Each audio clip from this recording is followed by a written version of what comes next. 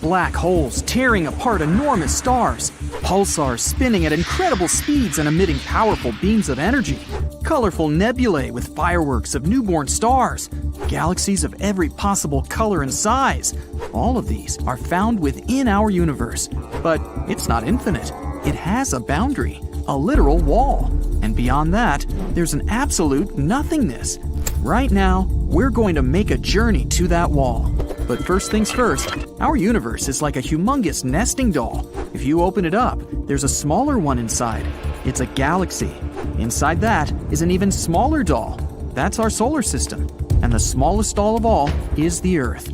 Each of these dolls has boundaries that we're going to cross. For that, we'll need a spaceship, and a big one. It also has to be able to move 100 times faster than the speed of light. You get on board and start the engines. 62 miles above sea level is our first boundary. That's 10 times higher than passenger planes fly. This point is called the Kármán line. It separates the atmosphere of the Earth from outer space. Now we fly further, to the edge of our solar system. We turn on the hyperdrives and fly past Mars, Jupiter, Saturn, Uranus, and Neptune. We've traveled a distance of 100 astronomical units. 1 AU is the distance from Earth to the Sun. And here's the boundary of our solar system, the heliosphere. Here, the speed of the solar wind decreases rapidly. First, it drops from 620,000 miles per hour to the speed of sound. Then, there's a layer called the heliopause. This is where the wind almost vanishes. And then, our ship experiences a bow wave. This is where we feel the force of the interstellar wind, which collides with the boundary of our solar system. When you pass this boundary, you find yourself in the dark of interstellar space. And here, you can find 2 human-made objects that made this trip for the first time in history. They're Voyager 1 and Voyager 2. Voyager 1 crossed that boundary in 2004.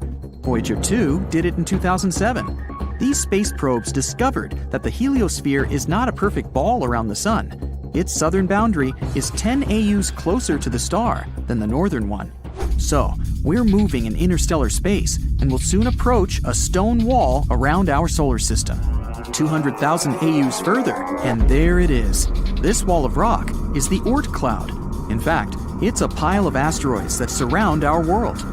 Scientists speculate that the Oort cloud could be the source of comets and meteorites that fall to Earth, but they're so sparse that we easily fly between them.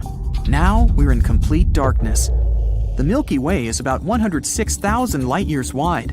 In a conventional rocket, it would take billions of years to fly across that distance. But you throttle to the max. You masterfully fly past the stars and planets as if on a racetrack. And within minutes, you're at the edge of our galaxy. There's no more interstellar wind. All you see are bright dots somewhere in the distance. These dots are huge galaxies. We need to look at a map to make a route to the edge of our entire universe. You're here, near the Milky Way galaxy. It's part of a cluster of galaxies called the Laniakea supercluster. But even this huge thing is like a little street in a big city.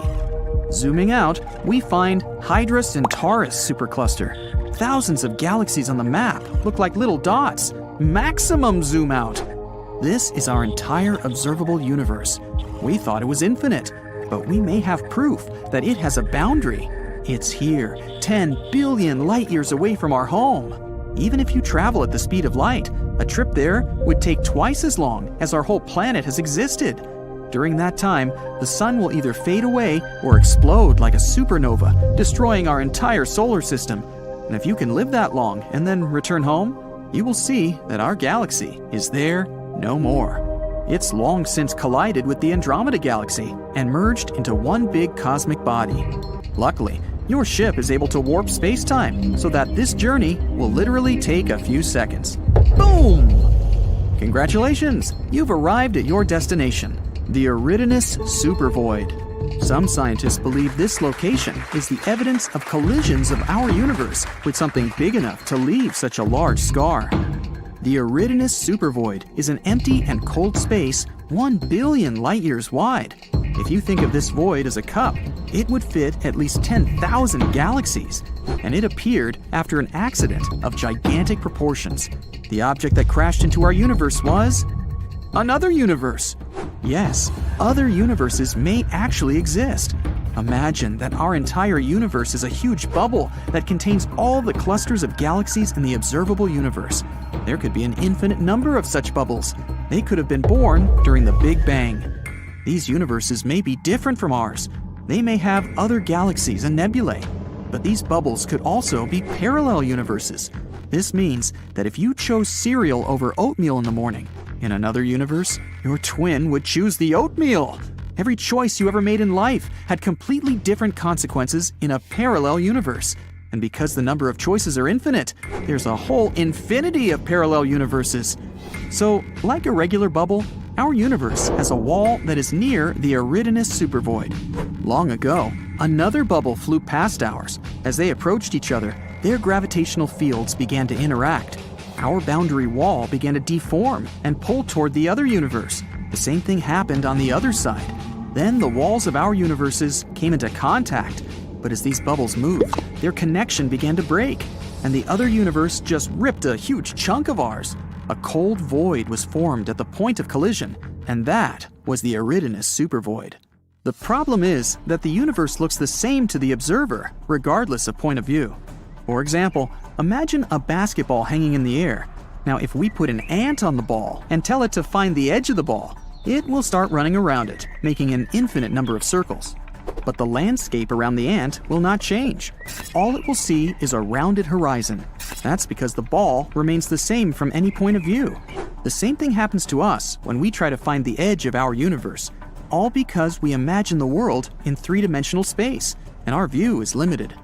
For example, you see an ordinary square in two-dimensional space, but if you add depth and change the point of view, voila, it's a cube.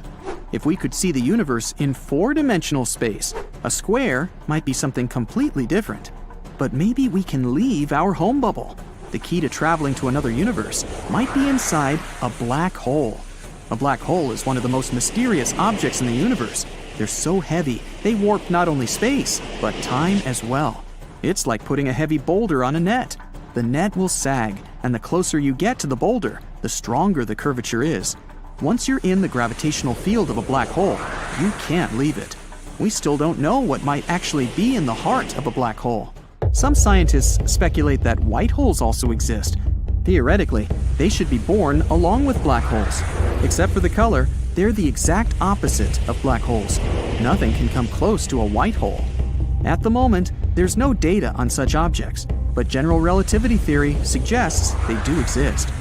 There's also a theory that a black hole may be a passage to another universe. When you get into a black hole, you can come out the other side through the event horizon of the white hole. So you bypass the boundary of the universes and find yourself in a completely different world. But we may have proof that a white hole exists.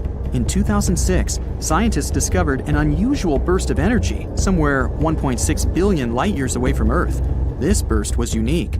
It didn't look like a supernova explosion or even the merger of two black holes.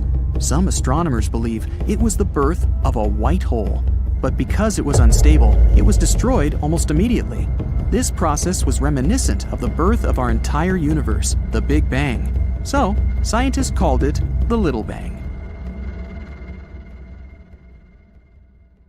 Now, scientists have a wild theory. What if our entire universe is actually inside a black hole? This is called the black hole cosmology. Some scientists have the idea that our observable universe and everything we see around us might be tucked inside a black hole, which exists inside another parent universe or even multiverse. And then this multiverse could be part of a bigger one, and so on. Kind of like a stacking doll. Sounds like pure science fiction, but this is based on some curious facts. When scientists create the timeline of our world, they say that everything started from a singularity. If you kept squeezing a giant ball smaller and smaller, at some point it would get super dense before it crushed. Well, it's hard to imagine, but in space, it's possible to squeeze a crazy amount of mass into a teeny tiny point. This point is called a singularity. The matter gets crushed into an infinitely small space, less than an atom, and it holds all the same mass of everything, while taking basically no volume. Inside this singularity point, things get so intense that the normal rules of physics just stop working. Everything we know – time, space, matter – breaks down and can't be applied anymore. Basically, what happens from now on is beyond our understanding. So, scientists say that this was the starting point of our world. When the Big Bang happened, it's like this tiny dot with everything inside it expanded to everywhere. This started forming the universe as we know it. And here's the thing. Scientists assume that singularity also exists deep within black holes. General relativity says that a black hole is born when something really big, like a huge star, collapses under its own weight. Gravity gets stronger the bigger the mass is. With a mass of a huge star, tens of times bigger than our Sun, this tiny point would have an unbelievable gravity. That's why it starts sucking in all the stuff around it and curves the fabric of space-time so much it looks like a hole in space. And this would be the center of a black hole. It's a dot where all these things fall into and get crushed into an infinitely dense point. So, could our universe itself be just a little singularity dot inside a huge black hole inside of another universe? Well, that would be wild. So, it's not that easy to compress something so much that it literally warps space-time. You'd need to squeeze it like crazy. If you wanted to make a small black hole, like a human size, you'd need to shrink them down to the size of an atomic nucleus. If you want a black hole the size of a chickpea, you'd have to compress our entire planet to that. But our universe is 99% empty space. There are trillions of miles of just nothingness between the stars. If you were to pack all the matter in the universe together, the result would be surprisingly small. Everything around us, including galaxies, stars, planets, and dust, would only fill about 1 billion cubic light-years. It would be a cube about 1,000 light-years on each side. For comparison, our Milky Way alone is 100,000 light-years in size. That's how sparse the universe is. But at this density, it would also be very, very massive. The resulting mass would likely collapse into a black hole. And here's the wildest part. The resulting black hole would be roughly the same size as the universe itself. It would also have the same mass and energy, as well as the same average density. The size or radius of the black hole grows together with its mass. The more stuff it eats, the bigger it is. But the density works the other way around. The black hole gets less dense as it grows. For a size that big of our entire world, it would be pretty sparse as well. And it's not the only coincidence. We have this thing called the Hubble radius, also known as the cosmological event horizon. If we imagine our observable universe as a giant bubble, then think of its edge like the farthest part of the universe we can see. When you stand in a field and look around, trying to see as far as you can, your eyes will draw a circle. This is like that. There might be more beyond that point, but we'll never know. Beyond this horizon, the light from distant parts of the universe will never reach us. That's because light travels at a certain speed, and the space between us and those regions is expanding too quickly. It's like running towards something while super strong winds try to blow you away. Until we stay on Earth, we're cut off from those far-off corners forever. The black holes have something eerily similar called an event horizon, or the Schwarzschild radius. This is the point of no return. This is the imaginary line that's often depicted as a light contour around the black holes. Anything crossing an event horizon, falling inside, is lost forever. No light, no matter, no information can escape from there. Black holes' gravity is way too strong, so they're perfect space vacuum cleaners. And as we mentioned before, if we create a black hole the size of the universe, they would have the same mass and the same event horizon radius. Now, while some scientists think this could just be random coincidences, others believe it's a clue that our universe might actually be inside a black hole. The theory also suggests that our universe might not be the only one. It could exist in one of many black holes scattered throughout a large multiverse. In this crazy model, each one of them, both in our world and our parent world, could lead to its own universe, with its own set of physical laws and structures. Now that would be some weird chain. There's this theory that says that universes could be born inside of black holes, sort of. It's called the Einstein-Cartan theory. This idea talks about singularity as well, but in a different way. It says that instead of collapsing into an infinitely dense dot, the matter might create a wormhole. This is like a tunnel through space and time. This wormhole, also known as an Einstein-Rosen bridge, could connect two different places of our universe. In that case, one side of the tunnel is the black hole, and on the other side, there would be a whole new universe forming. So it could work like a teleport. As soon as you pass the event horizon, you travel to the new world. But in that case, there should be an exit. Some scientists made it up and called it a white hole. It doesn't literally exist, not as far as we know, but it could be possible somewhere on the other side. It would serve as an exit of a wormhole, an area where matter is always ejected instead of pulled in. So it's like you can't throw anything in there, it would get expelled immediately. That's all purely hypothetical, of course. All this stuff fits well into the concept of the Big Bounce. This idea says that instead of our universe beginning with a singular Big Bang, it bounced from a previous state of collapse. Remember the squeezed ball analogy? Well, maybe there used to be another universe ball that got super compressed to a minimum size before rebounding and expanding again. So instead of a universe born from nothing, we might live in one that's a cosmic recycling of another.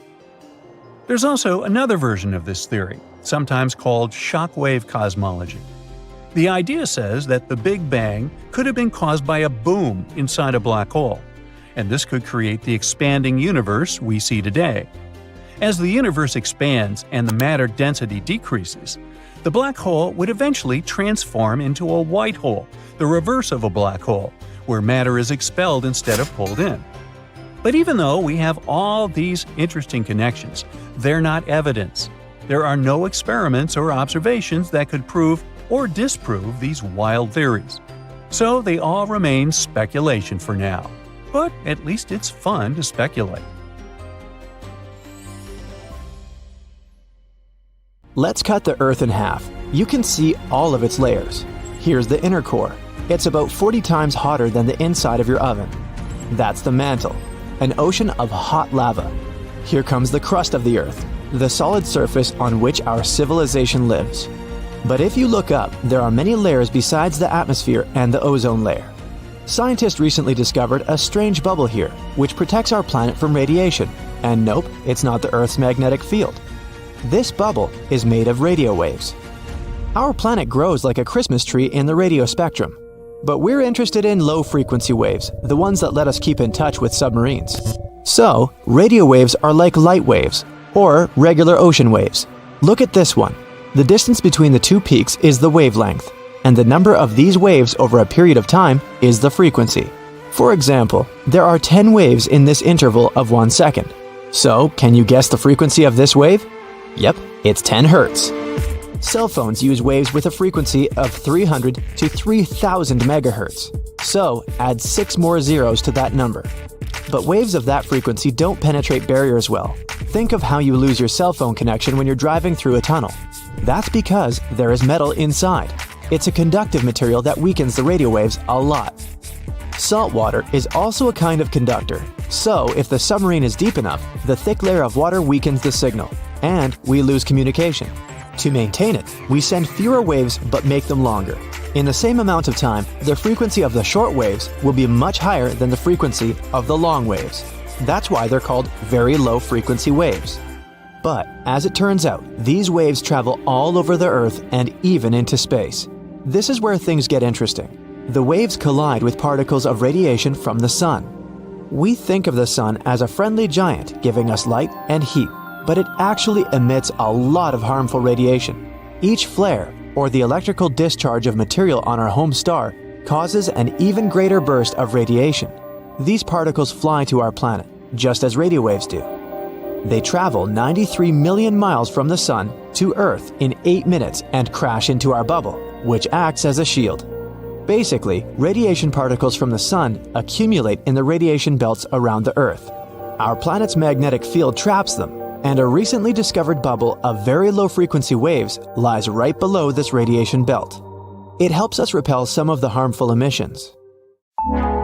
Analysis of old studies confirmed that the radiation belts used to be much lower and closer to Earth. But when our civilization began to use radio actively, our waves raised that belt higher. No one expected such an effect from simple radio waves, but it'll give us a way to protect astronauts in the future. When you're on Earth, its magnetic field keeps you safe from radiation. You can physically see it when charged solar wind particles make the air particles at the poles of our planet glow. This is an aurora. Next time you admire this beauty, know that it's actually the Earth saving you from some extremely harmful rays. But if you're outside the Earth's magnetic field, somewhere in space, I have bad news for you. Nothing protects you there. This is a big problem for astronauts who spend months on the International Space Station. Perhaps scientists will learn to create protective bubbles of very low frequency waves around space stations and spacecraft. The same is true for other planets. We're probably going to colonize Mars. There is no magnetic field there, and nothing can protect you from radiation. But if you create an artificial bubble there, you can reduce the harmful radiation. Another invisible bubble protecting us is the atmosphere. It's like a layer cake or an onion. Each level of the atmosphere has its own properties. The lowest layer that we live in is the troposphere. This layer contains 80% of the weight of all the air on the planet. It's also the main place where water vapor lives. And this is where the machine called weather works. The sun sends rays of energy to the Earth. Our planet's surface reflects them and heats the air in the troposphere. This makes it move and change places with the cold air, so all the wind, cyclones, storms, and tornadoes only happen in the troposphere, up to about 7.5 miles high. That's why commercial planes fly at an altitude of around 6 miles. The wind or other bad weather conditions hardly affect this area, and the air here is not as dense as it is down on Earth. Flying 1 mile above sea level is like moving through a biscuit. It's hard, but at a 6-mile altitude, flying feels like moving through light whipped cream. The plane almost feels no resistance, so it's a win-win. They save fuel and keep the passengers safe. A couple of significant downsides are that it's very cold and you can't breathe there. It's cold because there are very few air molecules to absorb heat from the ground and transfer it to each other. You wouldn't be able to breathe here for the same reason. That's why planes are equipped with oxygen masks, just in case. Let's go a little here. This is the stratosphere. There's even fewer air molecules up here, and that's where the weather probes fly. They're the kind of small balloons with computers people use to predict the weather. This part of the atmosphere also contains the well-known ozone layer. This is our shield against harmful ultraviolet radiation. Ozone is almost the same as oxygen, except it has 3 atoms in it. When harmful ultraviolet rays enter our atmosphere, they crash into the O3 molecule. The ray breaks the molecule into O2 and another oxygen atom. The ray itself is converted into heat, but the ozone regenerates quickly. A single oxygen atom joins the O2, and the ozone molecule is ready to protect us again. It's the invisible shield that protects us from radiation. It gave birth to all life on Earth. As our civilization developed, we started to emit freon gas into the atmosphere. We used to fill our old refrigerators with it. A single chlorine atom would detach from a freon molecule when in the air, and then it would bind a single oxygen atom. Now, the ozone can't regenerate like it used to. Fortunately, we banned the use of such harmful gases, and the ozone layer began to regenerate. Scientists expect it to fully recover in the middle of the 21st century. The stratosphere ends at about 31 miles. The next layer is the mesosphere, the coldest of them all. On average, it's about -140 degrees Fahrenheit. That's 5 times colder than your freezer. This is the layer of the atmosphere where incoming meteors start to ignite because of friction in the air. Then they will eventually burn up completely. The air here is too thin for airplanes or balloons to fly, but it's still too dense for satellites. So, this layer of the atmosphere is not well studied. The next layer extends from 55 miles above sea level to about 500. That's a little more than the distance between Las Vegas and San Francisco. Kármán line is situated in this layer of the atmosphere. This is the boundary between our planet and space. The thermosphere is where all our spacecraft and satellites fly. It's also home to the International Space Station. The temperature rises extremely. The air here is about 10 times hotter than your oven can produce. It's all due to solar activity. But you would never be able to feel this heat.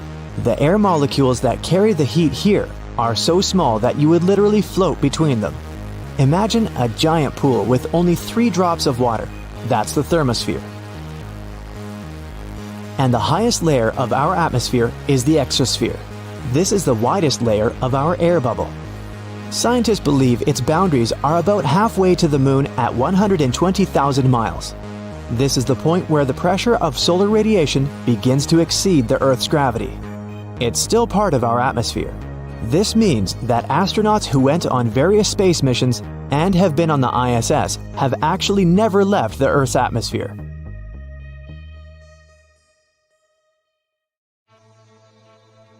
Stop whatever you're doing for a moment and think about this. Where are we going? I don't only mean you or me. I mean our planet and the entire solar system. We've been traveling through space for eternity, but does this journey have any aim or destination? The solar system is moving at a speed of 450,000 miles per hour. Our beautiful blue Earth is snugly tucked inside it, and it seems that our region is quite calm and safe, not like some terrifying experiences our celestial neighbors go through. But where are we going? Just wandering around in a giant circle? Not really.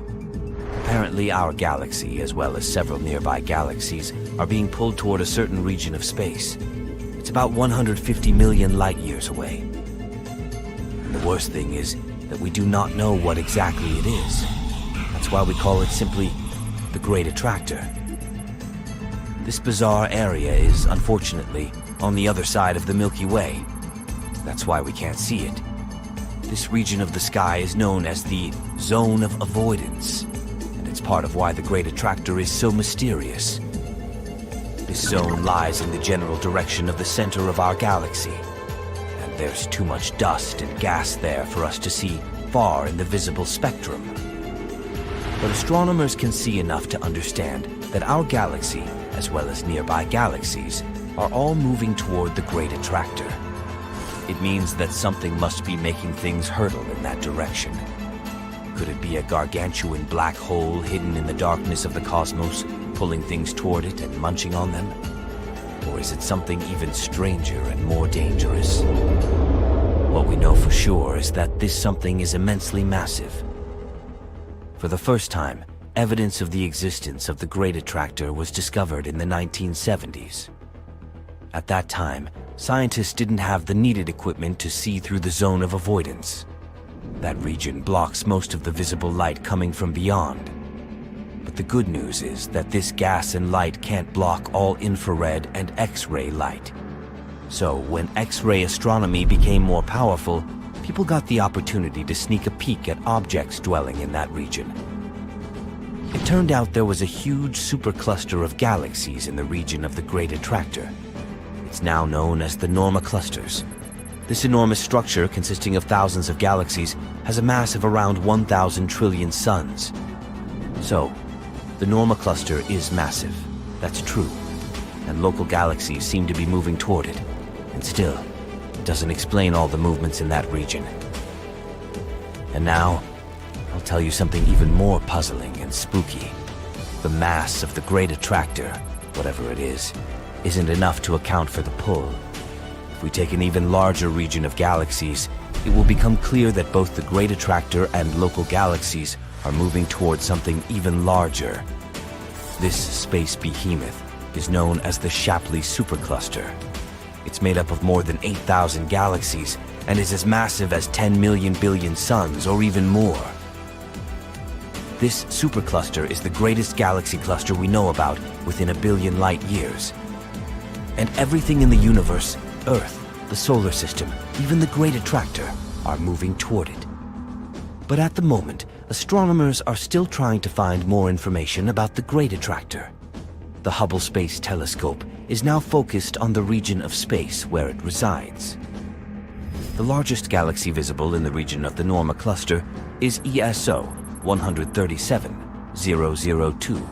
It's a spiral galaxy with large clouds of dust across the galaxy's bulge. Unfortunately, Hubble, being an optical telescope, can't see a tail of glowing X-rays extending out of the galaxy. And in general, observing the Great Attractor is difficult at optical wavelengths. The plane of the Milky Way both outshines and obscures with dust many objects located behind it. And even though we can get some information thanks to infrared or radio observations, the region behind the center of the Milky Way remains an almost complete mystery. The universe is believed to have started around 14 billion years ago with a Big Bang. And as far as we know, it hasn't stopped expanding since then. But if it's so, the universe must have started somewhere, right? And there has to be the center of the universe somewhere out there. Well, experts claim there's no center of the universe. Neither is there any center of the expansion. It's the same everywhere. You see, it's wrong to imagine the Big Bang as an ordinary explosion. And the universe does not expand from the center outward. Instead, as far as we know, the universe is expanding equally in all places. In 1929, Edwin Hubble said he had managed to measure the speed of galaxies that were located at different distances from Earth. He discovered that the farther they were, the faster they were moving away from us. Does it mean we are at the center of the expanding universe? Unlikely. It just means that the universe is expanding at the same rate everywhere. And wherever you are, it will seem to you that you're at the center of the universe. Now, about that Big Bang. If you watched a regular explosion in slow-mo, you'd see material expanding out from a central point. Right after the explosion, the center remains the hottest point. Later, a spherical shell of material starts growing, moving away from the center of the explosion. The process continues until gravity stops this expansion. But the Big Bang was nothing like that. It was an explosion of space, not an explosion in space. According to the most common theory, there was no before to speak of, no space, and no time. It means that the Big Bang was very different from anything we're used to and doesn't have any central point. Even if we had been able to observe it in real life, we wouldn't have seen an expanding edge with empty space beyond it. The only thing we can detect now is a faint background glow. It was left by the hot primordial gases that existed in the early universe. This is called cosmic background radiation, and it's uniform in all directions. It can mean only one thing. It's not matter moving outward from one point, but space itself expanding evenly. At the same time, the idea that the universe is expanding uniformly in all directions doesn't rule out the possibility that somewhere out there, there's a denser and hotter place that might be called the center of the universe. But as far as we can see, there's no sign of such a special point. The theory that the universe should be uniform is known as the cosmological principle.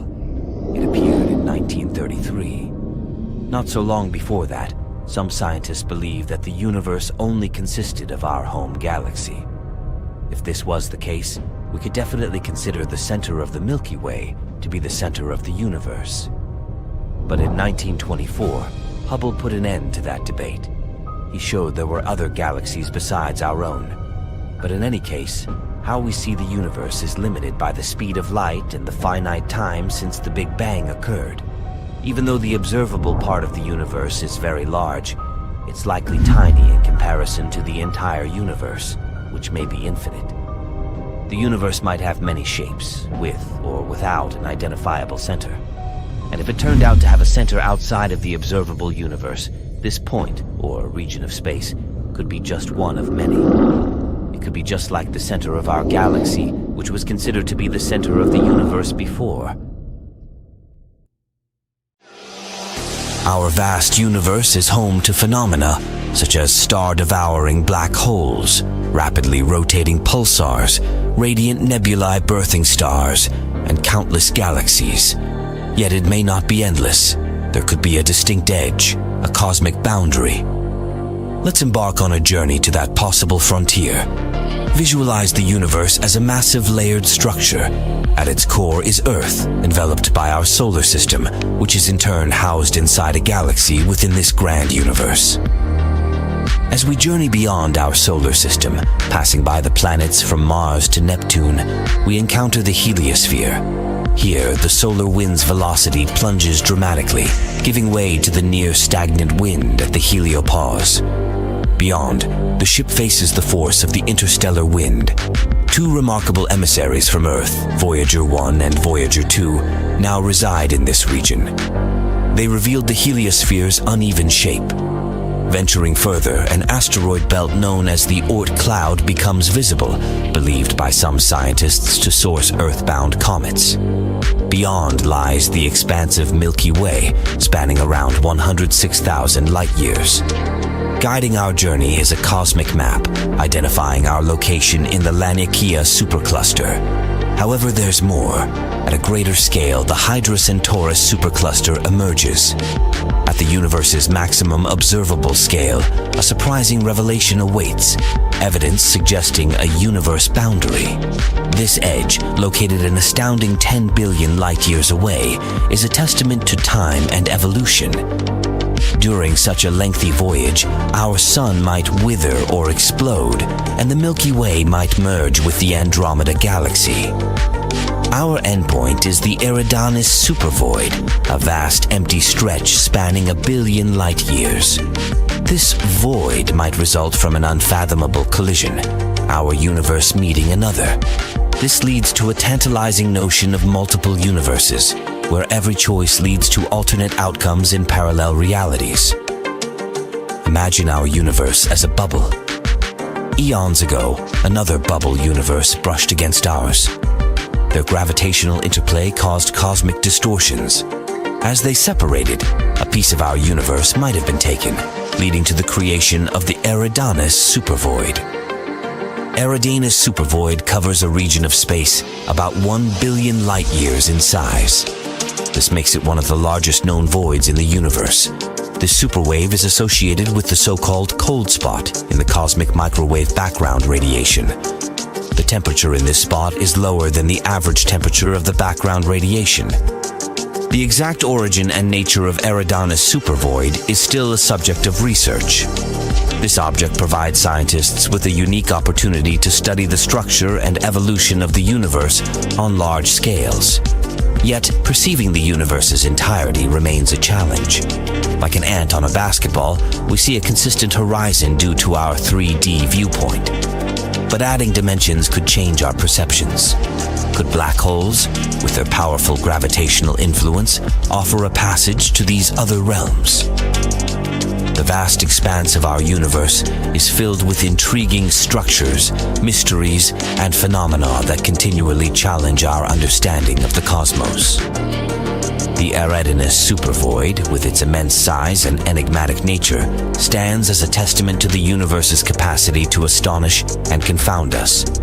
And for those intrigued by the enigmatic nature of black holes, we invite you to explore more in our other videos. Dive deep into the mysteries of these cosmic giants and join us on a journey of understanding and wonder.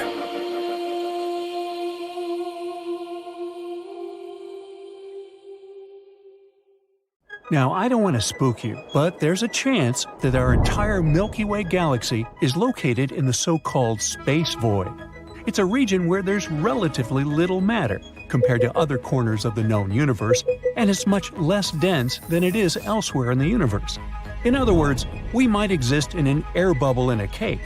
If that's true, it would mean that we're even lonelier than we thought. In our universe, all the galaxies are constantly moving away from each other. In order to understand how far they move away, scientists use something called the Hubble-Lemaitre constant. It's like a speedometer, but for galaxies. However, there's a cosmic mystery called the Hubble tension. It's challenging what we know about the universe's expansion. Scientists used to consider the Hubble-Lemaitre constant a reliable guide, but our recent observations question this reliability.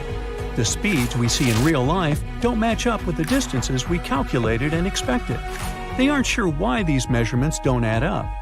Researchers followed the moves of supernovas and saw that the universe seems to expand faster around us than it does overall, as if it's actively avoiding us specifically. After considering this, they began to assume that we might all live in a cosmic void. Cosmic voids are vast empty spaces between galaxies, kind of like between my ears. They make our entire world look like a big sponge.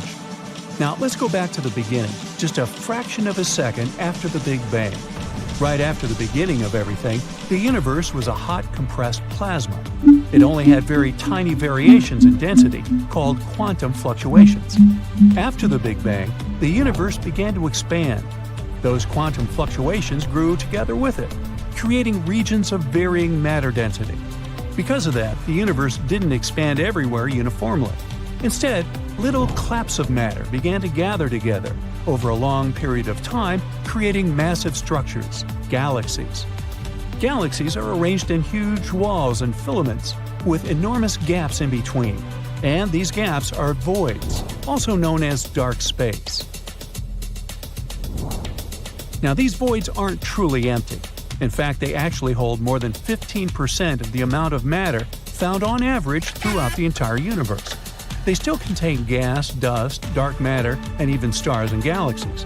However, they have less density than regions with galaxies, about a tenth of the average matter density, which is why we consider them nearly empty. Usually, they'll have a diameter ranging from about 30 to 300 million light-years. That is an enormous distance, even on a space scale. For comparison, most planets and nebulas we've found so far have a distance of hundreds and rarely thousands of light-years away from us. In the case of voids, if you were in the middle of one, it would just look like seemingly eternal darkness. The closest stars would be so far away that they would be almost invisible to you.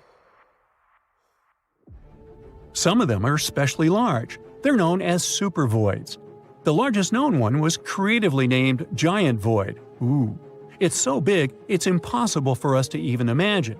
1.5 billion light-years away, with a diameter of 1 to 1.3 billion light-years. Yeah, it's basically a big dark vacuum. But even this giant vacuum isn't entirely empty. The Giant Void houses 17 separate galaxy clusters within its expanse. However, it might not be the biggest emptiness in our universe.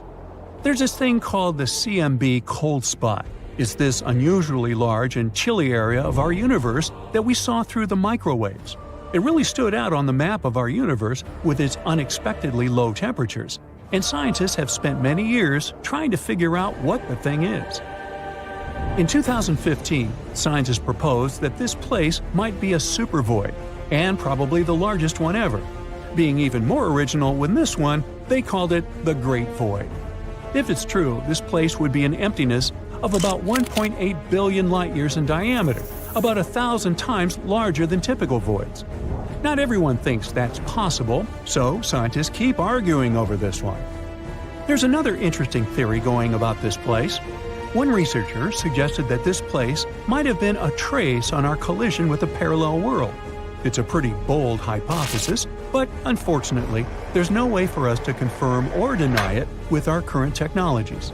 In any case, as the universe expands, these voids will grow, and the walls connecting galaxy clusters will stretch and break.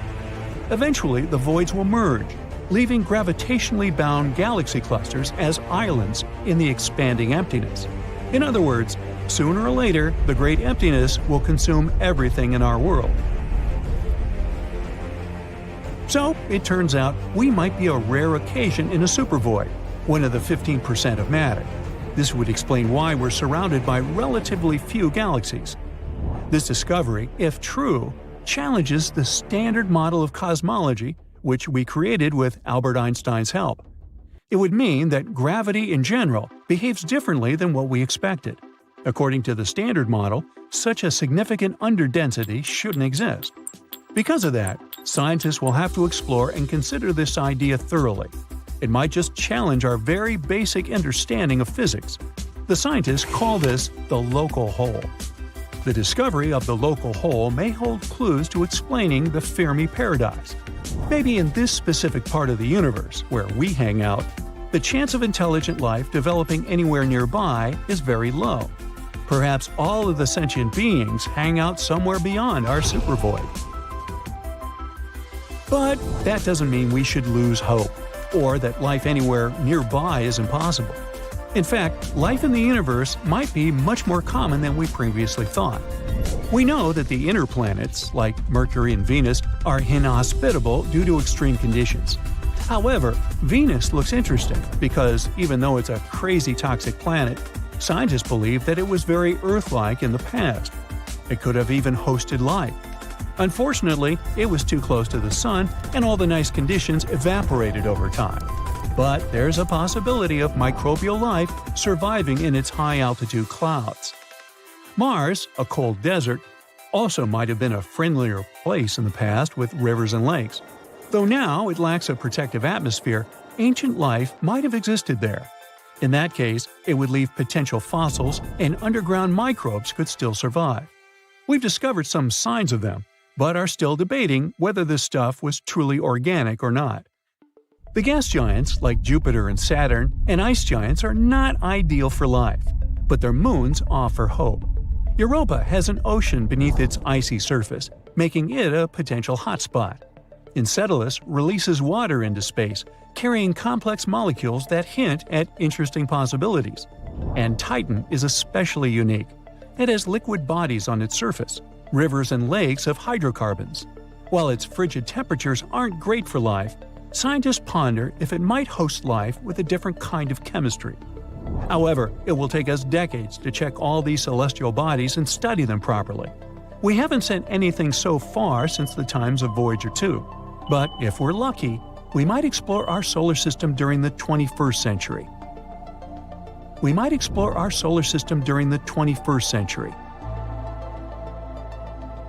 In any case, there's a lot of potential for life even in our solar system alone, not even mentioning all the planets and galaxies we found nearby. Our estimates suggest that the observable universe, the one we can see, might host around 5.3 trillion habitable worlds. One of the most likely candidates so far is Kepler 186f. It's a potential Earth-like planet, just 10% larger than Earth. This planet orbits a red dwarf star, which is a star a bit dimmer, colder, but more long-living than our Sun. And it's only about 490 light-years away, which may sound like a lot, but remember what distances we've discussed with supervoids. So even if we really are in a supervoid, we're still lucky to have many galaxies and planets around. And if one day we'll find a way to travel through the universe, leaving the local hole probably wouldn't be a problem. You're traveling through deep space, circling stars and entire galaxies. Whoa, looks like this multicolored nebula will soon collapse under its own weight and explode like a supernova. Now let's carefully circle this black hole. Try not to get caught in its gravitational field, or it'll swallow you like a space monster. Wait, what's that strange structure right there? It's a glowing wall, and if you look closely, each glowing dot is an entire galaxy. That wall has about 100,000 of these galaxies. The Milky Way has 100 billion stars, so this wall holds a quadrillion, that's 10 followed by 15 zeros, of stars like our Sun. This giant structure is called the South Pole Wall. It's located about 500 million light-years from Earth. By comparison, the closest star to our home is Proxima Centauri, and it's about 4.2 light-years away. Rockets can cover that distance in about 73,000 years. So the journey to the South Pole Wall may take longer than our solar system exists. And this wall is simply gigantic, even on a cosmic scale. It's about 1.37 billion light-years long. To give you an idea of how large that is, the Milky Way is only 100,000 light-years wide. But you can't see this wall even with the most powerful telescope. The problem is that the Milky Way itself obstructs your view. It's so bright that it's hiding this wall. It's like trying to look at the starry sky in a metropolis. The light pollution won't let you do that. Scientists have been able to detect this galactic wall by measuring redshift. We know that all objects in the universe are moving. They spread out from each other as a result of the Big Bang, which happened billions of years ago. And when galaxies move, their light waves change slightly. By measuring this change, we can understand what the object is and how it moves. And this wall isn't even the largest in our universe. This is the Hercules Corona Borealis Great Wall. It's a giant flat superstructure about 10 billion light-years wide. That's around 10% of the entire observable universe. And it's also a wall. That is, a cluster of galaxies. We were able to detect this giant structure by gamma-ray bursts. It's the brightest electromagnetic event in the universe. You could even see it in the far reaches of our universe. Such bursts are a very rare event. In the Milky Way, for example, it happens once every few million years. If we notice many such bursts in a short time from the same place, it means that there are many objects like the Milky Way in that place. So, there are a lot of galaxies out there. Another unusual giant structure in the universe is the huge, large quasar group. It's about 4 billion light-years across. So it takes a photon of light almost as long as our planet has existed just to get from one side of the structure to the other.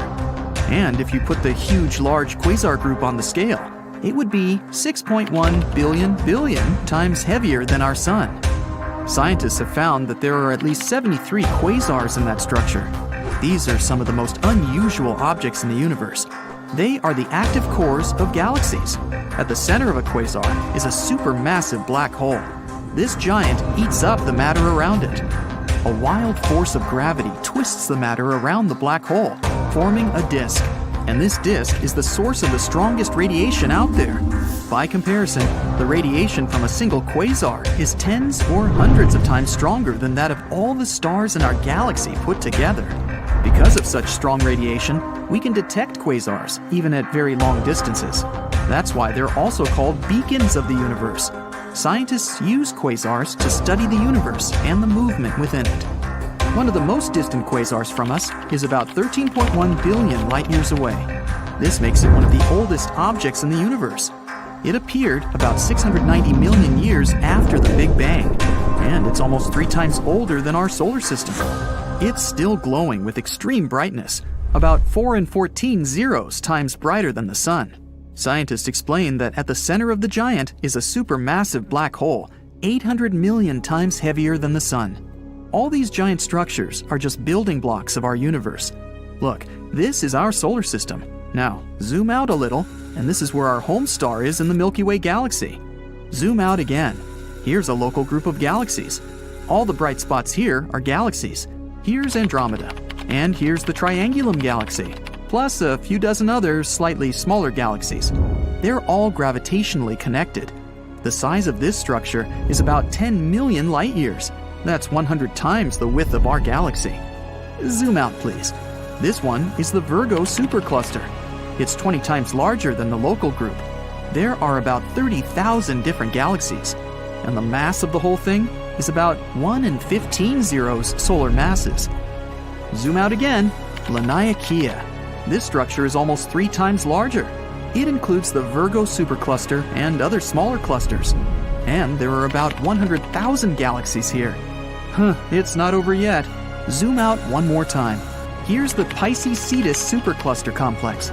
This giant galactic structure contains about 60 clusters of galaxies. So there are more galaxies in it than grains of sand in the desert. You know what to do. Zoom out! Phew! This is the observable universe. There are over 500 billion galaxies. And the stars? Well, there are about 1 billion trillion stars. The observable universe has its own structure. Clusters of galaxies form chains and walls, as you've seen before. But these strands are separated by huge regions of absolute emptiness. These areas are called voids. In these places, there is no matter at all. There are fewer molecules in the voids than in an empty room. One of these voids has a very mystical reputation. It's the Eridanus Supervoid, or the cold spot. It appeared here only 380,000 years after the Big Bang. It's almost 1 billion light-years wide and could hold hundreds or thousands of galaxies with trillions of stars. Some scientists believe that this cold spot may have been the result of the largest collision ever, a collision of universes. There's a theory that our universe is some kind of bubble, a huge sphere that contains all these walls and chains of galaxies. Now imagine that there's an infinite number of these bubbles. They could be parallel worlds or different universes. Many years ago, one bubble came close to the bubble of our universe. Their walls touched, and the two universes connected for a while. It's like two drops of water coming together. But that universe kept moving. The area where the bubbles joined became thinner and thinner until that connection broke, and the two bubbles detached from each other. At this point, the second universe ripped some of the material out of our bubble. All those galaxies that used to fill the Eridanus Supervoid ended up in a parallel universe. Scientists supposed we might travel through other bubbles. Flying to the supposed wall of our universe would take forever, and then it would take even longer to fly through inter-universal space. So we have to use portals, or wormholes. Here's how it works. Imagine a piece of paper with point A on one side and point B on the other. Instead of moving all the way across the sheet of paper, we just fold the sheet so that point A is right above point B. All that's left to do is make a small hole, and the journey takes only moments. Some scientists believe that such shortcuts through universes lie inside black holes. But how do you survive falling into a black hole? You just have to pick one that's big enough. It's all about gravity. Imagine you're falling into a black hole right now. The closer you get to it, the stronger effect it has on you. It intensifies with every inch. At one point, the gravitational force that affects your head is much stronger than the one that affects your feet. Then you turn into spaghetti. Yum. But if you choose a supermassive black hole, like the ones at the centers of galaxies, the gravitational force in them increases gradually. They can be millions of times heavier than the sun and much bigger, but the gravitational force on your head and your feet will be almost equal, and you will still feel comfortable. Who knows? Maybe if you manage to survive a fall into such a massive black hole, you'd find yourself in a completely different universe where different laws of physics apply. But so far, this is just a theory. Have you ever thought about Earth itself as an intelligent, well, not creature, but maybe an entity? Like it has a mind and some survival instincts of its own. When said like this, it sounds like you're about to watch a fantasy movie where the planet we walk and live our daily lives on will suddenly wake up, realize it doesn't like us that much after all, and just go crazy. Hope not. But we're not actually talking about such scenarios. More of the idea that the collective activity of life, like microbes and plants, can change a planet and give it a life of its own. It's like the planet has a green mind. The metaphor of Earth as a living planet makes sense. Creatures across the globe crawl, swim, walk, and fly through the uppermost layers of our land, ocean, and sky. Plants cover much of our world. Plus, there are viruses and bacteria in the water, soil, and even atmosphere. Now imagine all the living things on Earth, like plants, animals, and microbes, as a giant team working together. They have different jobs, but they all do their thing to make the planet a better place to live. For example, plants make oxygen that we breathe, and animals help pollinate flowers. Together, they form the biosphere, which is like the Earth's team of life. That's where the idea of planetary intelligence comes in. Just like individuals and groups can be intelligent, so can an entire planet. Researchers believe we should measure the planet's intelligence by its ability to keep itself going forever. And just like how humans need to work together to survive, a planet's collective intelligence is measured by the capacity of all the life on it to work together towards this same goal. It's like the planet is a complex system that knows how to take care of itself. Like forests, they can share nutrients through their secret underground networks of fungi. This helps all the trees stay healthy. We can obviously learn a lot from forests. If we jump into the fantasy universe while looking for intelligent, conscious planets, we'd definitely choose Mogo from Green Lantern. It's a specific planetary entity that can do things like changing its weather and altering gravity, plant growth, or some other surface conditions. Or how about the stunning Pandora from Avatar? Do you remember the fascinating scenes of flora and fauna there? With organs that might remind you of tentacles. They enable creatures to interlink with each other on a neural level. It's like the entire planet is like one giant brain, with many smaller trees, creatures, and its other pieces as it cells. We're far from that become sentient, like Pandora or some other imaginary conscious world out there. There are a few reasons for that. First, planets form based on how different materials like rocks, gases, and liquids gather around a new star. It's like you have a big family gathering, where everyone brings different ingredients to make a delicious dish. And just like how these ingredients won't suddenly turn into a living being, the materials that make up a planet won't just turn into self-aware creatures. On Earth, after billions of years of complex chemical reactions, some molecules started to replicate themselves and carry information. That's how life on our planet began. And Earth is the only such example we have. Here's the second reason. Imagine you have a big garden where you plant a lot of mushrooms or bacteria, hoping they'll become really smart and help you take care of the garden. But mushrooms and bacteria don't have brains like we do. It's not like they need it anyway. Having a big brain is really expensive for animals too. It takes a lot of energy to keep it running. So, animals only become as smart as they need to be to survive and thrive in their environment. Dogs and cats are pretty smart because they need to be able to avoid danger and find food. They don't need human kind of intelligence for things like building houses, creating art, or inventing new technologies.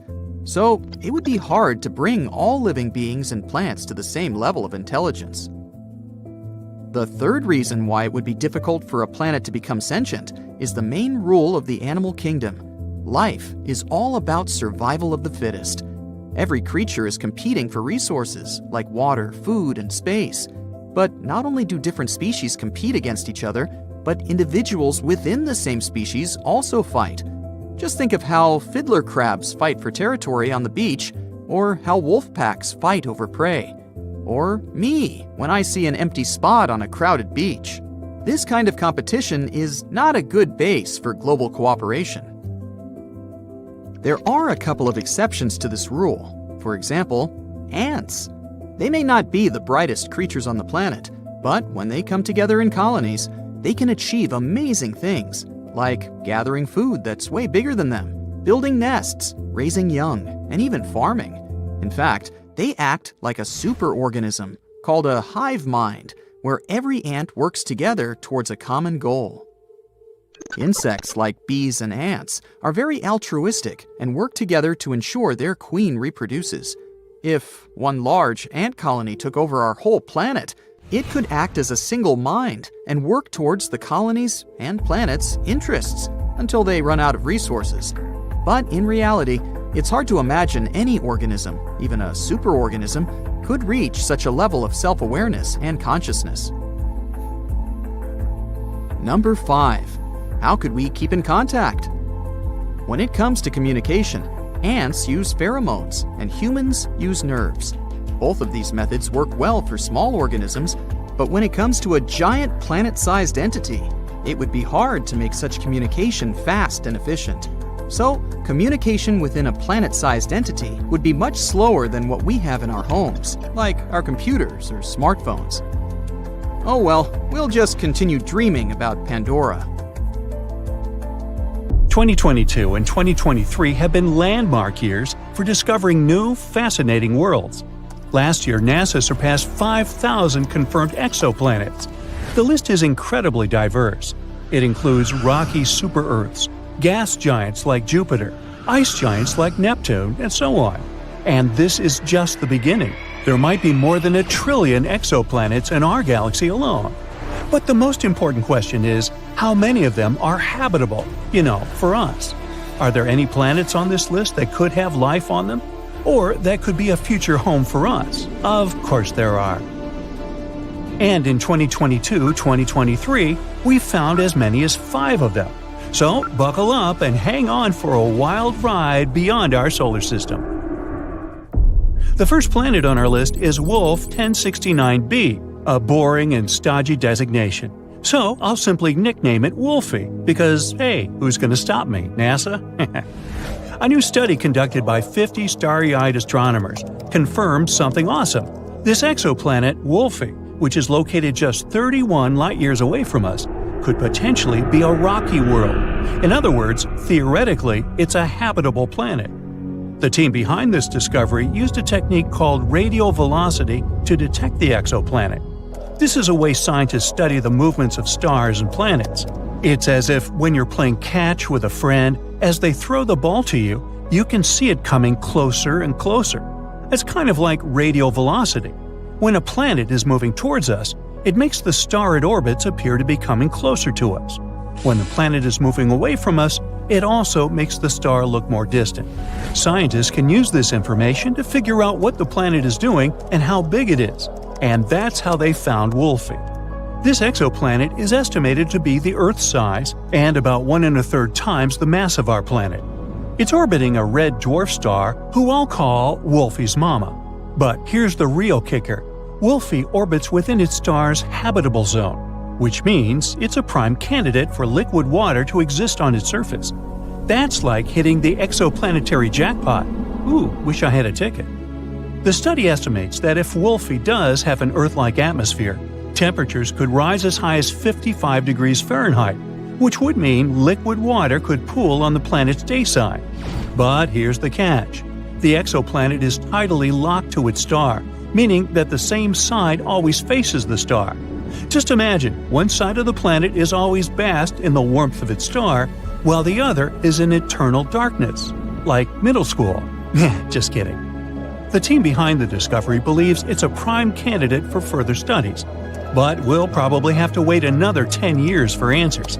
Until then, we'll just have to keep searching the skies with our telescopes and crossed fingers. Our next planet is TOI 700e. What's a good nickname? NASA has just discovered a new planet that's set to take the galaxies by storm, or shall we say by orbit. I'll nickname it Toys Were Us. It's almost the size of Earth, most likely has liquid water on its surface, and it's only 100 light-years away. We're not talking about a road trip, of course, but this is close enough in the grand scheme of things. Toys Were Us is the 4th planet in its system, and it's got a bit of a short orbit, just 28 days to circle its star. Well, at least you would have a birthday every month. Hooray! This time, the discovery was made using the transit method. Planets themselves are incredibly small and hard to detect, but when a planet is in front of its star, it blocks some of the light coming from it, making it look a little bit dimmer. As soon as the planet moves away, the star gets brighter again. So, to find the planet, scientists watch very carefully to see if the star's brightness changes. If it does, that means there's probably a planet playing hide-and-seek with us. And that's how they discovered Toys Were Us. The TESS mission discovered it. It discovered 66 new exoplanets and 2,100 more candidates waiting to be confirmed. TESS has been very busy creating imaging for 75% of the sky. Talk about efficiency. Toys Were Us is located in the optimistic habitable zone, between planets C and D, but it may be tidally locked, just like Wolfie, so we might have to settle for a one-sided water world. The discovery of Toys Were Us is a promising prospect for future follow-up observations, and it demonstrates the potential for TESS to find even smaller exoplanets in the future. Who knows? It may find a new home for humanity among the stars one day, or at least a new vacation spot. Next, we have twins GJ1002b and GJ1002c. The galaxy just got a little bit closer to us with the discovery of 2 exoplanets, which I'll nickname Hansel and Gretel, that are just a stone's throw away from our solar system. That's right, these 2 Earth-like planets are located less than 16 light-years away, which is just a hop, skip, and a jump in space terms. For comparison, Proxima Centauri b is the closest Earth-mass exoplanet at 4.2 light-years away. So, these 2 new neighbors are among the closest to us. They both orbit a red dwarf star with barely 1/8 the mass of the Sun. It's quite cool and faint, but that's okay, since both planets are very close to it. Hansel takes 10 days to orbit its star, while Gretel takes just over 21 days. Even more birthdays, I guess. The discovery was made by an international scientific team and was no small feat. The team had to work together with two instruments, espresso and Carmini's. The result? A cafe latte. Nah. What they got were measurements so accurate, you could practically count the number of craters on the planet's surfaces.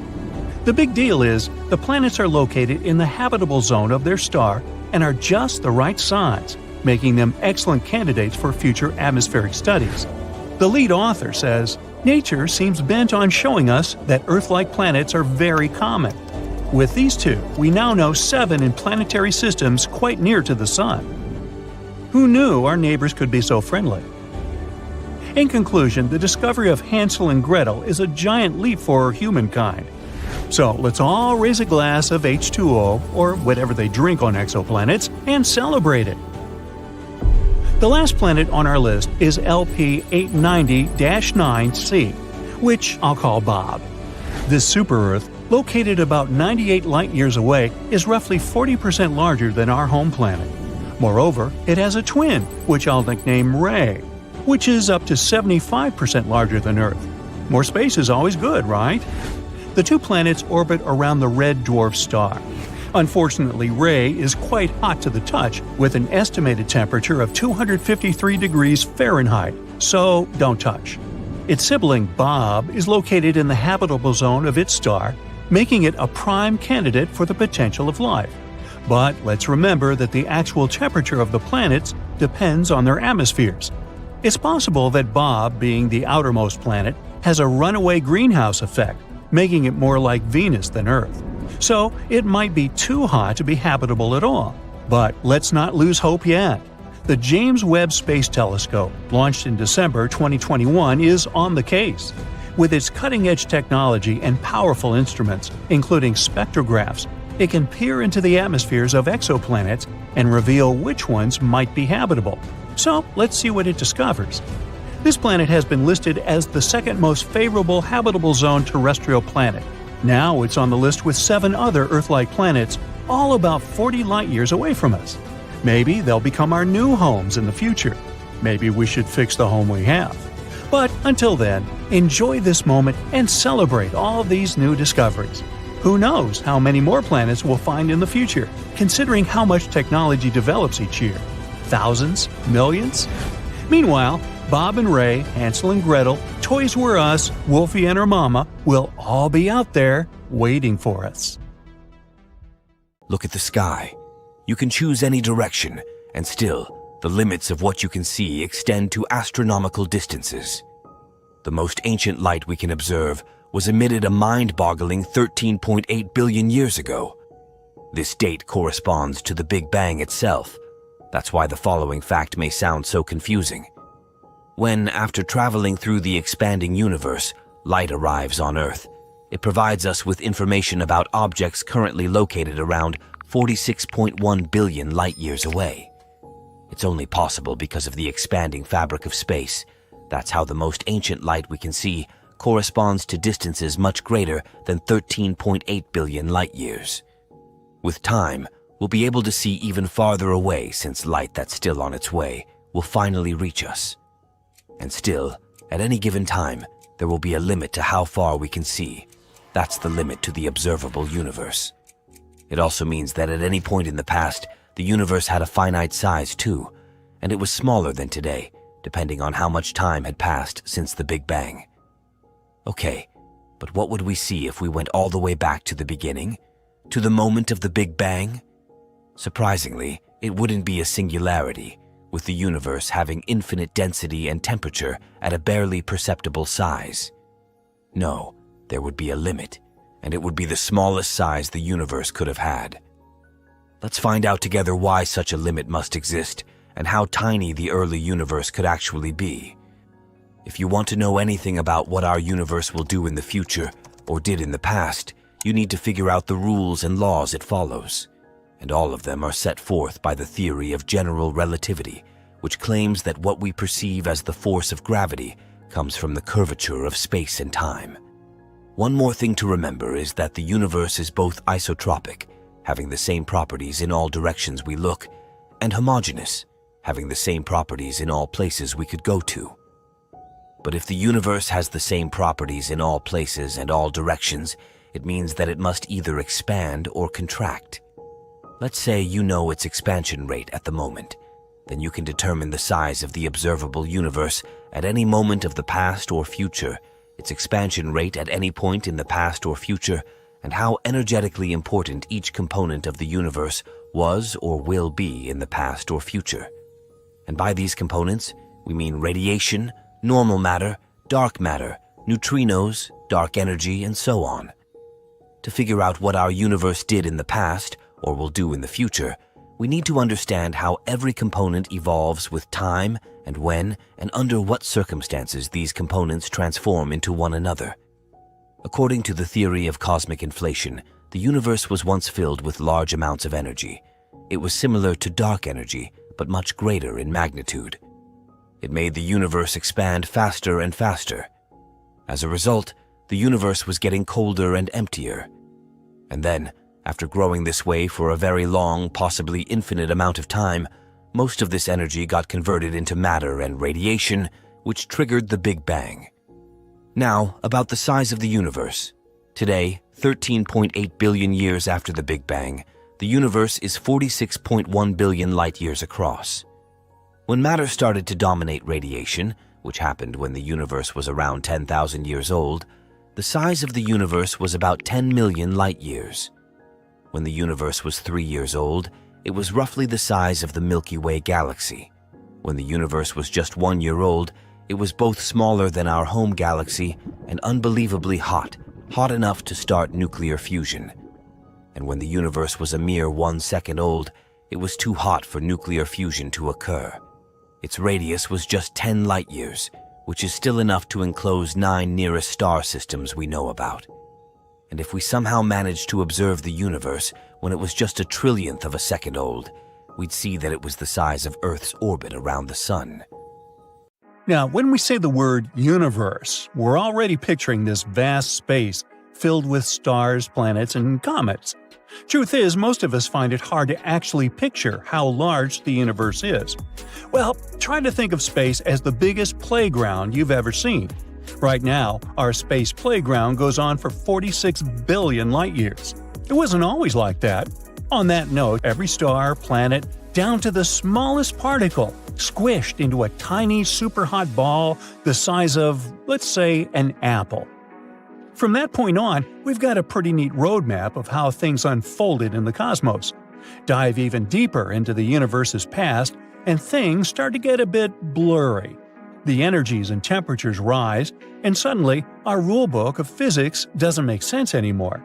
When we reach these early times, gravity, that force that keeps our feet on the ground, starts acting all mysterious. This is where we bump into the great puzzle of our time, quantum gravity. And here's the honest truth, we've still got some homework to do on that one. What made the Big Bang go pop in the first place? Well, it's kind of like asking what happened before the first page of a book. There's no page zero, or at least that's the answer that quantum physics provides. It tells us that there are events in the universe that just, happen. It's not because we're not looking where we should, it's just how the universe works. Or at least, that's our current understanding of it. Right after the blast, everything was just a bubbly mix of gas, like this soda can that just got opened. This gas, which was mainly helium and hydrogen, began to stretch out and cool down. If we could time travel to those times, we'd see a younger, hotter, and cozier universe. Cool telescopes like the Hubble and James Webb let us peek into those ancient times. And what we see is fascinating. Earlier galaxies were like the cute photos of the universe when it was younger, tinier, less heavy, and not as evolved as they are now. Over billions of years, the universe stretched out like a soap bubble. Imagine countless shiny marbles inside it, representing stars and galaxies. As the bubble grew bigger, the marbles spread out. Today, inside our bubble, we have trillions of galaxies. For every single galaxy we can spot, there are tons more we haven't seen yet. Some are too tiny, others are too far away. We still can't see them even if we use the fanciest telescopes available. Just to paint you a better picture, know that today our very own Milky Way is home to around 400 billion stars, similar to the Sun. It was a lot different in the past, though. Our galaxy began its journey like a little bundle of stuff, just a tad denser than most things in space. A lot of it was actually made of dark matter. Our closest star friend, named Proxima Centauri, is 4.2 light-years away. To put that in earthly terms, that's like taking a road trip around our planet millions of times. It's also about the same age as the Sun. If we could have looked at the exact spot about 5 billion years ago, it wouldn't have been there at all. Many stars live together in groups, kind of like families. However, most are solo adventurers, experiencing the vastness on their own. When you zoom out from our Milky Way and peek into the larger universe, it's more, empty, like a vast piece of countryside between big cities. In our cosmic area, we've got some cool neighbors. The Andromeda Galaxy, for instance, is just a stroll away, in cosmic terms, at 2.5 million light-years. And there are lots of smaller galaxies too, like the Triangulum Galaxy and the Large Magellanic Cloud. Our local hangout spot, which includes all these galaxies, spans about 3 million light-years. As we explore further, galaxies seem to gather in clusters, like suburbs. Connecting these clusters are threads of galaxies, creating a giant web in the universe. Galaxies are clustered this way because, just like magnets, they love to pull stuff towards them. If we could turn back time, we'd see a different picture. That's because throughout history, the popular galaxies with lots of stuff became even bigger, while the less popular ones gave their items away. From Earth, we can only see objects that are 46 billion light-years away at the most. If we put all this space into a giant box, its volume would be unimaginably huge. The main reason our universe is such a grand spectacle today is that it's been growing nonstop. Every year, its size increases a little more. In fact, the universe is expanding faster than the speed of light. Sure, we can't feel it down here on Earth, but there are clear signs in the universe that it's happening. We're still not sure why the universe behaves like that, but scientists are working hard to figure out this mysterious expansion. Our understanding of the universe has changed a lot over the years, too. Back in the day, when our world had more trees than buildings, people from all corners of the Earth would gaze up at a twinkling sky above. For many, the sky was their roadmap, alarm clock, and spiritual connection point.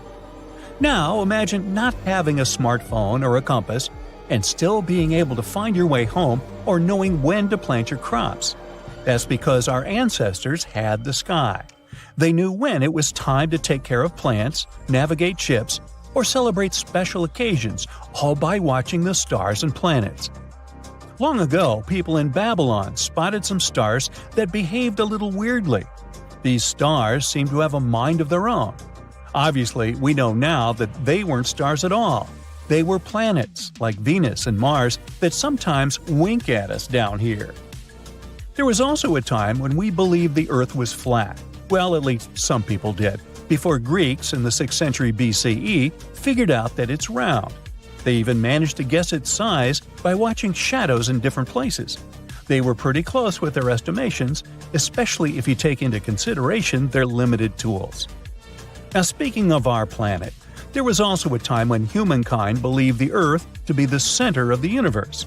We also believed everything else was just spinning around it.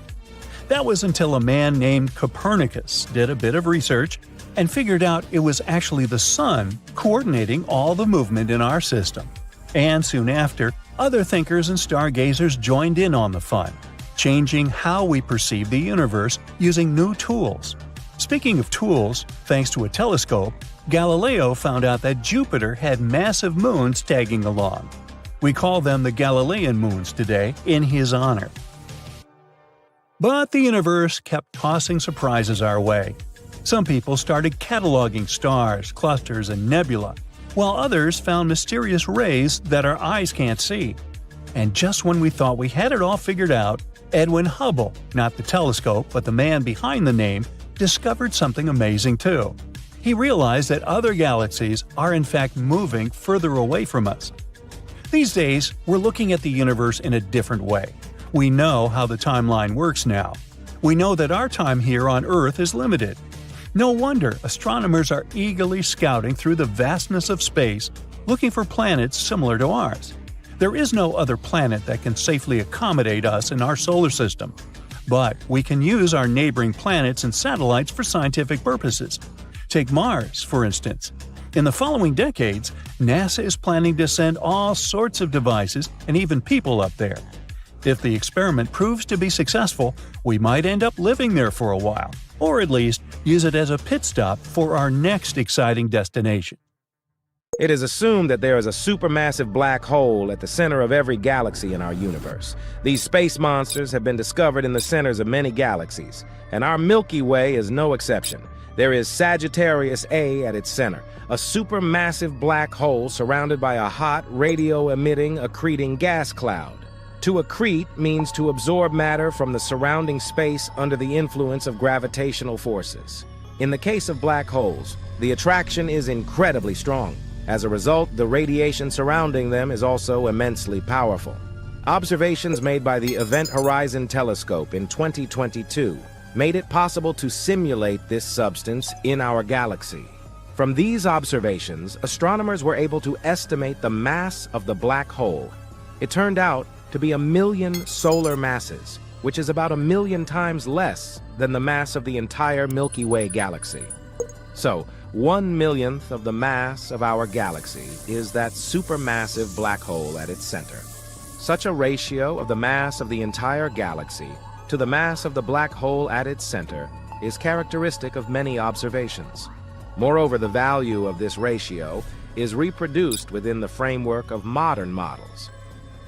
Now, let's discuss two hypotheses for the formation of supermassive black holes. The first model speaks about the creation of small seeds that describe the gradual increase in the mass of a black hole, the accretion of matter into a stellar mass black hole. The second model suggests that supermassive black holes form when large gas clouds collapse. In this case, the collapse occurs bypassing the stage of a supernova explosion, in which the explosion would scatter most of the mass, preventing the formation of a supermassive black hole. In any case, conceptually, such a process can be described this way. There's matter in some compact area, which is the seed for the growth and development of a black hole. Black holes accrete matter around them and their mass increases. It is important that the evolution of black holes is a temporary process that scientists want to study in dynamics. But how can one see evolution that takes place over millions or even billions of years? Unfortunately, or fortunately, light from a distant galaxy takes time to reach us. That's why if we look at very distant objects, we will see them as they were in the past due to the propagation delay of light. But to look far into the past, one needs to look at very distant objects. The light from them is very difficult to observe experimentally. The good news is that with the launch of the ultra-precise James Webb Space Telescope, scientists can study even faint signals from galaxies that formed when the universe was about 1 billion years old. That is, looking back almost 14 billion years. One of the most surprising results obtained from James Webb is the discovery of a lot of galaxies within 2 billion years of life of the universe. These galaxies have active galactic nuclei, faint compact regions at the centers of galaxies, emitting large amounts of energy. Here, the Space Telescope shows its power. These active galactic nuclei have luminosity that are thousands of times lower than the luminosity of quasars detected in ground-based studies. They appear red because they are dusty. The dust obscures black holes and reddens the colors, so they're called little red dots. What is very important, their masses lie between 10 and 100 million solar masses. Surprisingly, using very advanced analysis methods, scientists can estimate the mass of a black hole at the center of a little red dot. It turns out that it reaches millions of solar masses. It means that the mass of a black hole at the center of such a little red dot is only several orders of magnitude less than the mass of an entire galaxy. I'll remind you that the supermassive hole at the center of our galaxy is millions of times smaller than the mass of the entire universe. Thus, the ratio of the mass of supermassive black holes at the centers of such galaxies to the mass of the entire galaxy is phenomenally large. But explaining this fact will be a difficult problem for current models of black hole evolution. One of the hypotheses that scientists are now working on is that it's not a black hole that forms from a seed at the center of a galaxy, as we discussed earlier. It's a galaxy that forms around the already created black hole. Such black holes are called primordial black holes. This is a hypothetical type of black hole that was formed not due to the gravitational collapse of a large star, but in superdense matter during the initial expansion of the universe. If it turns out that these primordial black holes do exist, it will open up a new window for dark matter models. But this is a topic for another video. Recently, an international team of astronomers has used the James Webb Space Telescope to find evidence for an ongoing merger of two galaxies and their massive black holes, and it happened when the universe was a mere 740 million years old. The double black hole system is known as ZS7. This is the most distant detection of a black hole merger ever. Plus, it's the first instance of such a phenomenon detected so early in the universe. But let's look into the details. Astronomers have been locating different supermassive black holes with masses of millions to billions of times the mass of the Sun, situated in the most massive galaxies in the local universe, including our home Milky Way galaxy. Those giant black holes most likely had an immense impact on the evolution of the galaxies where they dwell. At the same time, scientists don't fully understand how those objects got to be so massive. The discovery of such monstrous, fully formed black holes means that their growth occurred very quickly and very early. Massive black holes that are actively accreting matter have special features that allow astronomers to detect them. These features are usually not visible from the ground, but can be observed with the help of James Webb. So, researchers found evidence for very dense gas clouds with rapid motions close to the resulting giant black hole. Plus, they detected hot and highly ionized gas illuminated by energetic radiation, like the one typically produced by black holes in their accretion periods. With the incredible sharpness of the telescope's imaging capabilities, scientists also managed to spatially separate the two black holes. One of these holes has a mass that is 50 million times the mass of the Sun. The mass of the other black hole is likely to be similar, but it's much more difficult to measure it since this second hole is surrounded by a thick cloud of gas. These findings suggest that mergers are a crucial way through which black holes can grow extremely fast, and they could do it already at cosmic dawn. After analyzing other Webb's findings of active massive black holes in the distant universe, researchers have come to the conclusion that massive black holes have been influencing the evolution of galaxies from the very beginning. Once the two black holes merge completely, they will also generate gravitational waves.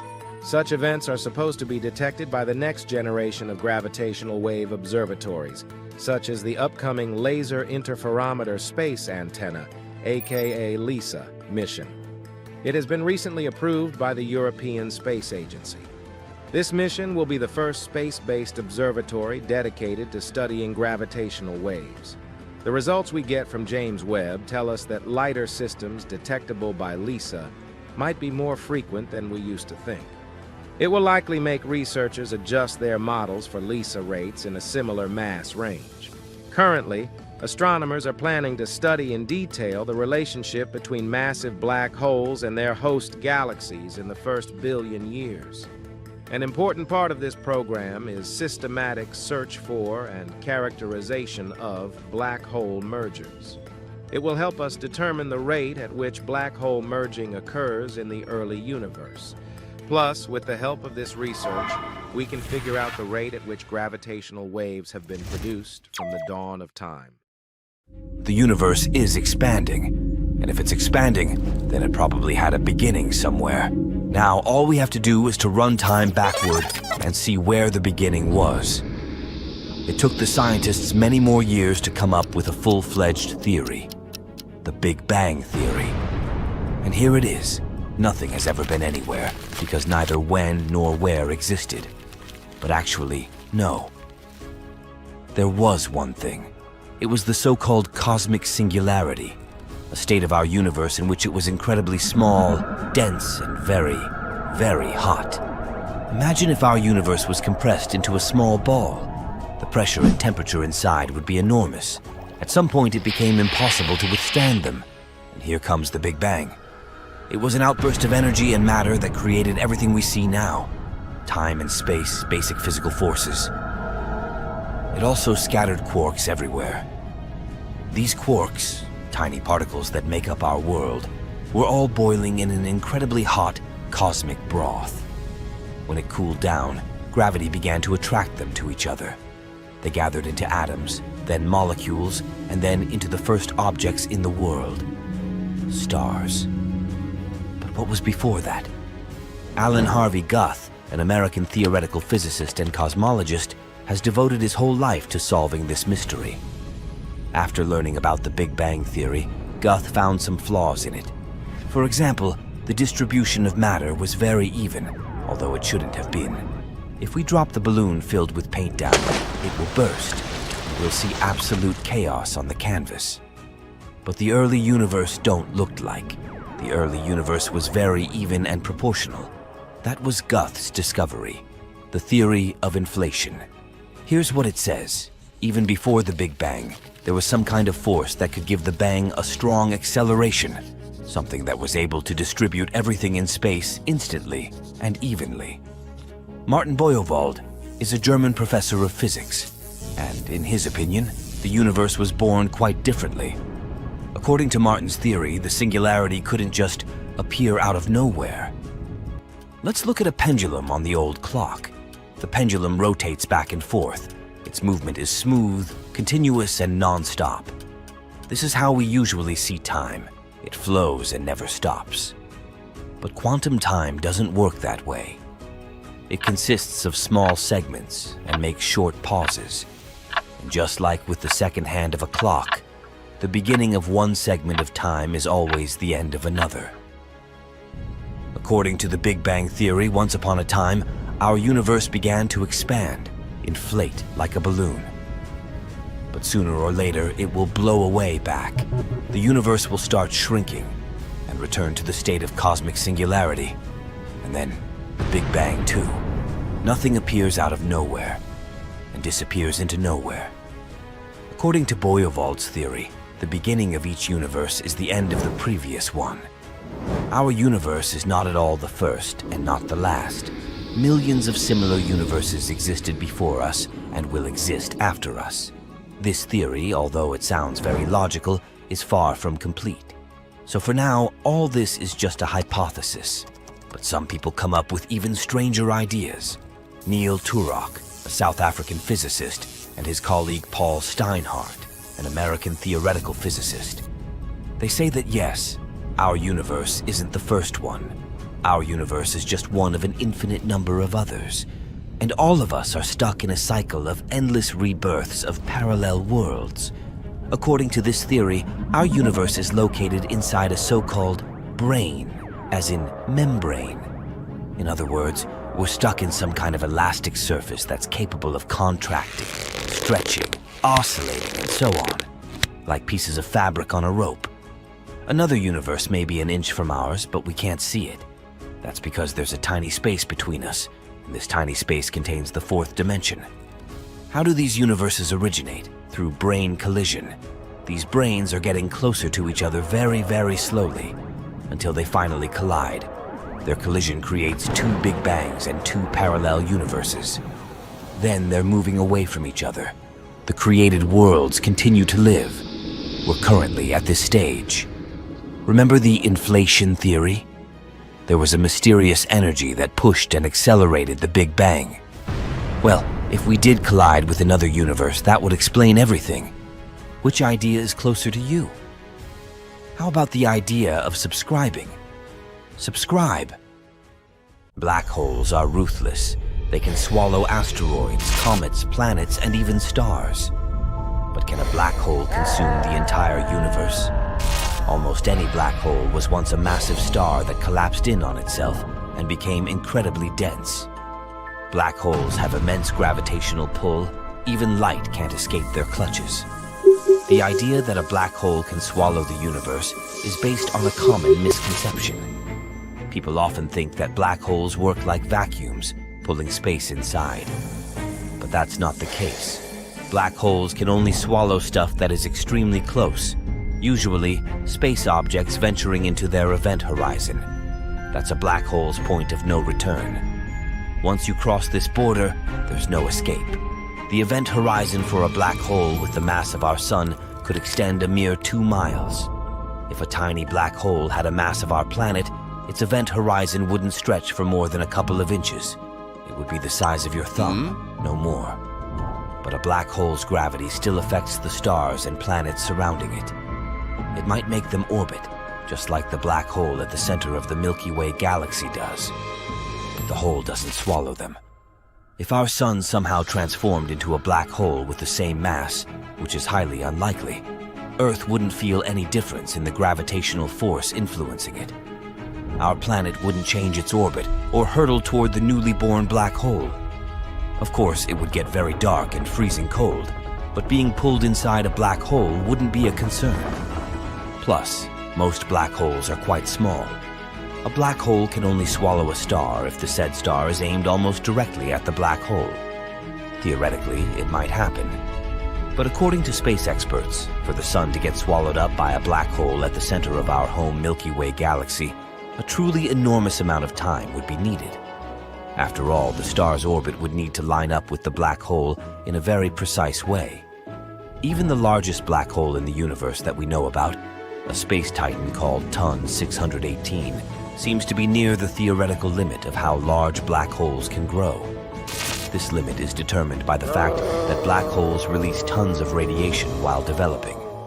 This radiation heats up and ionizes the matter surrounding the black hole, which makes it more difficult for the dust and gas to cool down and fall into the black hole. As a result, it slows down the rate at which the black hole can feed. We can probably say that this self-regulation stops black holes from gobbling down entire galaxies, let alone the whole universe. And we shouldn't forget about the expansion of the universe either. Objects in space move farther apart, which makes it less likely for them to collide or get captured by a black hole. If a black hole were to consume the entire universe, it would require a tremendous shift in the direction in which space seems to be moving. So, you don't need to worry that one day, our whole world will disappear inside a huge, universe-swallowing black hole. Unless, of course, the universe is already inside a black hole. I'm not kidding. There's a theory that we might be living in a black hole.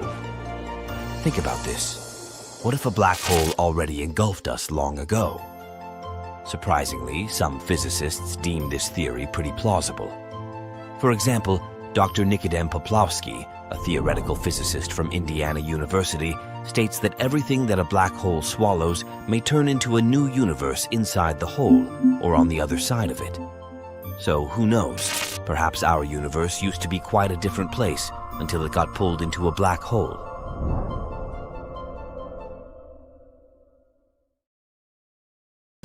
Our universe is an incredibly fine-tuned system. It constantly expands at a certain rate because of 2 reasons: all kinds of energy that exist in it and our laws of gravity. But if things were even a tiny bit different, you wouldn't be watching this video now.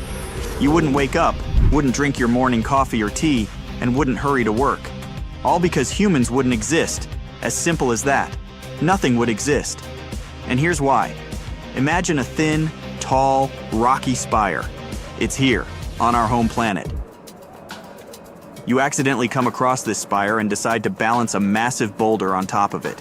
Most likely, this boulder will topple over and roll down one side of the spire, eventually ending up in the valley below. It would be bold of you to assume that the rock will stay on top of the spire unless it's perfectly balanced. When we see an example of such incredible balance in real life, we call it a system in unstable equilibrium. The universe is like this boulder, perfectly balanced in unstable equilibrium, or, as experts describe it, enormously fine-tuned. On the one hand, there's the expansion rate the universe had at one point close to the Big Bang. On the other hand, there's the sum total of all kinds of matter and energy that appeared at approximately the same time. I'm talking about radiation, normal matter, neutrinos, dark matter, antimatter, and dark energy. According to Einstein's theory of relativity, there's a complicated relationship between this expansion rate and the sum of all the matter and energy in the universe. And if you know the composition of the universe and its initial expansion rate, you can predict how it will evolve with time and what its destiny will be. If there's too much matter and energy compared to the expansion rate, such a universe will collapse. If there is, on the contrary, too little matter and energy, such a universe will keep expanding endlessly, even before atoms manage to form there. As for our universe, it neither collapsed nor expanded dramatically and irrevocably. And even today, 13.8 billion years after its formation, these two sides of the equation seem to be still perfectly in balance. The odds of it occurring, considering all kinds of random possibilities you can only imagine, are astronomically small. Of course, there's a tiny chance that our universe was born this way, with a perfect balance between all the stuff it contains and the initial expansion rate. But scientists don't like this idea. When facing a coincidence we can't easily explain, blaming it on the initial lucky circumstances is like giving up on science. From a scientific point of view, it's much better to try to find the reason why this coincidence could have occurred. In the case of our perfectly balanced universe, where the expansion rate matches up with the total energy density, the idea of cosmic inflation, a short and sudden episode of expansion, seems to be a great theory. Inflation could stretch the universe flat in the first 10 to 36 seconds after it came into existence, and when this inflation ended, the initial conditions of the Big Bang would be all set up. To understand inflation better, we should keep in mind that there are four fundamental forces present in nature: gravity, electromagnetic force, strong nuclear force, and weak nuclear force. Strong nuclear force is that very binding force that holds fundamental and subatomic particles together, stabilizing matter. And weak nuclear force is involved in processes separating small particles, for example, radioactive decay. So, right after the Big Bang, these four forces were indistinguishable in behavior. But once the universe started to cool and expand, the fundamental forces suddenly started to behave differently, which caused a sudden release of huge amounts of energy, triggering rapid inflation. Interestingly, during inflation, nothing moved. It was the space around and between the particles that grew larger. In the future, after conducting more tests, we'll most likely find out the true reason why the universe is so finely tuned. But so far, we can only guess.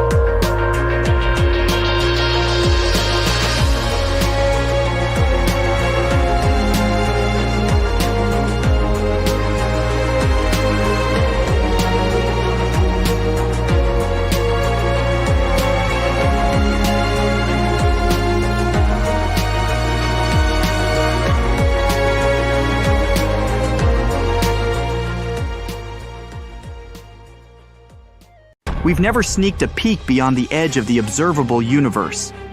What lies there? If we managed to get there, would we find another universe? What if the universe we live in is just one of billions of trillions of other universes? I'm talking about the concept of a multiverse now. Look, there's this idea of parallel universes. Let's take one of them. It looks exactly the same as our universe, and still, some details differ. Maybe instead of becoming a doctor, you chose to start a music band there. Maybe one infamous asteroid changed its trajectory, and dinos are still roaming Earth in that universe. But the multiverse theory takes it all one step further. Those who believe in it state that there might be countless realities. According to this theory, we live in a bubble that is just one of many other bubbles, which I guess looks like bath foam. These bubbles constantly bob up and vanish. Multiverses are described by a few scientific theories, which mention various possible scenarios, from separate universes that keep springing into existence all the time, to regions of space that are in different planes than our home universe. But there's one thing these theories agree upon. All of them suggest that the space and time we observe is not the only reality. You see, it's impossible to explain all the quirks of our universe if it's the only one to exist. So it's either inventing newer theories that can throw light on certain properties of our universe, or accepting the fact that we're living in just one of many, many universes, all of which are different. One of the most widely known multiverse theories is called inflationary cosmology. This is the idea that right after the Big Bang, the universe expanded rapidly and exponentially. Indeed, cosmic inflation does explain lots of the properties of the universe we observe. For example, the distribution of galaxies. When this theory was suggested for the first time, it was perceived as a piece of science fiction. But it can indeed explain tons of interesting features of the world we live in. So with time, people started taking it seriously. Now, the theory states that inflation might happen again and again, maybe even infinitely. And this could create constellations of bubble universes. Of course, none of these bubbles will have the same properties as ours. There may easily be places where physics as we know it doesn't exist. But even though some of these universes might look like ours, they all lie beyond the realm we can observe directly. Another theory, called the many worlds interpretation, claims that there might be multiple branching timelines, or alternative realities. And in each of those realities, our decisions play out differently, which also means very different outcomes. At the same time, the only reality you can perceive is the one where you live. If it's true, then the question is, where are all those other universes? Well, they most likely all overlap in dimensions we absolutely can't access. And at the moment, it's not possible to travel between universes. But who knows? Maybe a few thousand years later, people will not only find a way to prove that parallel universes exist, but also invent a method to hop from one of them to another. Unfortunately, so far, there's no solid evidence that multiverses exist. All the proof we've got today is purely theoretical. Some experts even argue that it could be an unbelievable cosmic coincidence that the Big Bang created such a perfectly balanced universe as ours. Or, if parallel universes do exist, we might have just inhabited the one that had all the right conditions for our survival.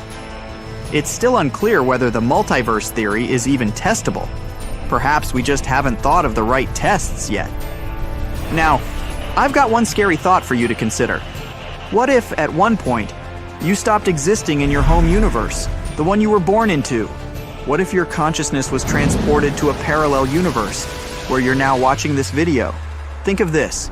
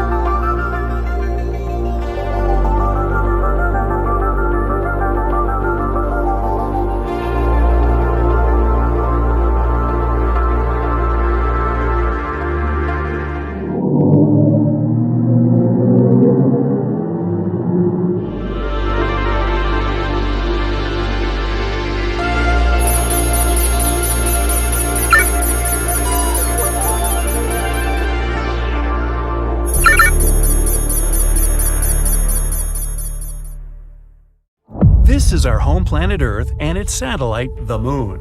Zooming out, and here's our solar system. A bit more, the Milky Way galaxy. And we're a small dot among an infinite number of stars. Now, even farther out, a cluster of galaxies. Dots and swirls in the endless space. Further, there's Laniakea supercluster. That little dot here is our galaxy. Moving on, Hydra Centaurus supercluster. Huge clusters comprising thousands of galaxies are no more than a speck from here. Next, Pavo Indus supercluster. This is an area 200 million light-years wide. We can zoom out until we see the entire observable universe. Each little dot in here actually contains thousands of galaxies and quadrillion stars. Scientists speculate that our universe may look like a bubble, and that bubble might collide with another universe. Yes, other universes could exist. Actually, even a whole infinite number of those. All of them could have appeared after the Big Bang. The collision between them isn't impossible either. At least, it might have happened before. And the proof is here, in the direction of the constellation Eridanus. This place is called Eridanus Supervoid. It's about 1 billion light-years wide. By comparison, the width of our entire galaxy is only about 100,000 light-years. There's absolutely nothing in this place, and it may be a trace from an old collision between our universe and another. Scientists think they were passing by each other. When the distance between them was minimal, the gravitational forces of the bubbles began to pull toward each other, just like two drops of water trying to connect when they're close. But the speed of the universes was too high for them to continue interacting. So the other universe just tore out a piece of our bubble. There might have been about 10,000 galaxies in that void, and all of them were either destroyed or taken over by the other universe. Let's travel to the edge of our universe to see how this collision might have taken place. We're 10 billion light-years away from our home. Here, in another galaxy, we see amazing nebulae of different colors and shapes. And if you look in the other direction, there's a huge wall moving at us. All these bright sparks on it are enormous galaxies about to collide with us. But in fact, it's a humongous mirror that only reflects our universe. Here, space-time is distorted and begins to be pulled into another universe at a tremendous speed. The usual law of physics may simply stop working at this point. Gravity may disappear, and with it, all the stars would explode and people on the surface of planets would hang in weightlessness. But if the universes didn't go at a tangent but crashed directly into each other, things would be much scarier. The enormous amount of collision energy would probably cause an incredible explosion. Its force would simply destroy everything in our bubbles. Still, the two bubbles might begin to merge too. At first, all galaxies at the edge of the universes would be torn apart. But then, the merger would begin. The galaxies would start moving chaotically. They would fly past each other, break apart, collide, and explode.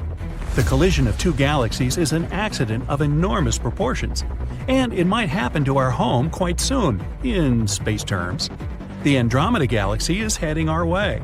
It's a spiral galaxy about twice the size of ours, and there are about 1 trillion stars there, which is twice more than in our Milky Way. At the very center of this bright galaxy lurks a dark beast, a black hole. Its weight is 2 8/8 of the Sun's mass. Red giants hundreds of times larger than our Sun. Pulsars emitting enormous amount of energy like spotlights. Rogue stars, and many large and small black holes. This soup of dangerous objects is moving toward us at 68 miles per second. A trip to New York to Los Angeles at that speed would only take half a minute. The disk of Andromeda can already be seen with the unaided eye on moonless nights. As time goes on, it'll get even bigger. As Andromeda gets closer to us, its gravitational force will begin to stretch the arms of our spiral galaxy. It'll begin to unwind. The stars and planets will lose their orbits. One possible scenario is that an unknown asteroid, or even a dwarf planet from the Andromeda galaxy, will crash into the Earth at an incredible speed. Our planet will explode just like a balloon from this impact. Oh, goody. Another option involves stellar collisions. Our Sun would face another star. The bigger star will slowly begin to consume the smaller one. First, it will steal the light upper layers from it, and then it will eat it just like spaghetti. Or even like rigatoni. When a large star reaches its critical weight, it will burst.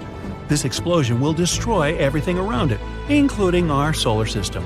Perhaps the shockwave will even reach other neighboring stars.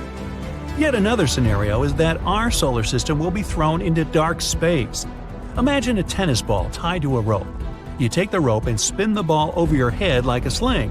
Then you let go of the rope and send the ball flying. This is what will happen to the Sun and all the planets around it. We'll find ourselves in dark and cold space. But life on Earth will not be affected. We'll still have our bright star to keep us warm. The only disadvantage is that all the stars in our night sky will disappear. And the most likely possibility is that the merger of two giant galaxies will have no effect on us at all. The thing is, the distance between stars and planets in space is enormous, so they can all just mix together and form one giant cloud. It would be like shoveling fine sand through a big sieve. The objects won't interact with each other. But the most interesting thing will happen to the black holes in the centers of our galaxies. Right now, there's a dense cluster of stardust and stars around them. As Andromeda and the Milky Way come closer together, they will begin to dance with each other. Gee, will it be the twist or the foxtrot? And when the black holes get close together, they'll begin to swallow all matter around one another. Billions of tons of colored stardust, asteroids, and star particles will fly toward the very center of either black hole. It might seem like this process happens very slowly, but it's an illusion. Super heavy objects like black holes warp the space-time grid, so time is much slower near black holes. And all objects that seemingly stay on the event horizon for weeks or even months are actually long gone. When the black holes finally come together, they merge into one supergiant black hole, but its mass is slightly less than the combined mass of the two dark monsters. Some of their weight is transformed into collision energy. This energy is released so strongly that its waves can be felt in other galaxies. Now, a huge black hole gathers all this dense and hot core of the two galaxies around itself. At some point, the black hole feels full and throws out powerful jets of energy into space. This is called an active galactic nucleus. It's one of the brightest phenomena in the universe and the most powerful source of electromagnetic radiation ever known. These jets may be more than 5,000 light-years long. By comparison, the distance from Earth to the nearest star, Proxima Centauri, is only 4.2 light-years. And the explosion that accompanies the jets has the power of 100 supernova explosions. Wow, blows my mind. The blast wave from this event could even reach the edges of a new galaxy, and this outburst would be visible from millions of light-years away. Now, there are dense clouds of multicolored dust at the center of merged galaxies. The weight of these clouds is so great that they begin to shrink and take on a round shape. Gradually, they become so heavy that they compress the core and nuclear reactions start inside them. The temperature begins to rise and soon, boom, there's a supernova. It's a veritable fireworks show at the center of the galaxies. Stars erupt from the fog and form new hot worlds. At this point, the arms of the two galaxies that were previously pulled out slowly return to their former shape. The super-heavy center of our galaxy has such a gravitational force that it affects stars and nebula hundreds of thousands of light-years away. The galaxy's arms twist again, and we see the new and finished galaxy, the Milkomeda, or Milkdromeda. Hey, how about the Andromeda-Milky Way? Blah blah blah. Well, that's hard to say. This is the James Webb Space Telescope, and this is how far we can see through its eyes. Impressive. But let's zoom further. Further! The image is getting blurrier and blurrier. Wait! What is this shadow? It's a giant telescope capable of seeing those seemingly blurry images in perfect detail. NASA's Roman telescope is to be launched in 2027, and it might help us unravel the mysteries of the universe, including the essence of dark matter. No worries, James Webb will continue to show us the beauty of the cosmos and solve mysteries one by one.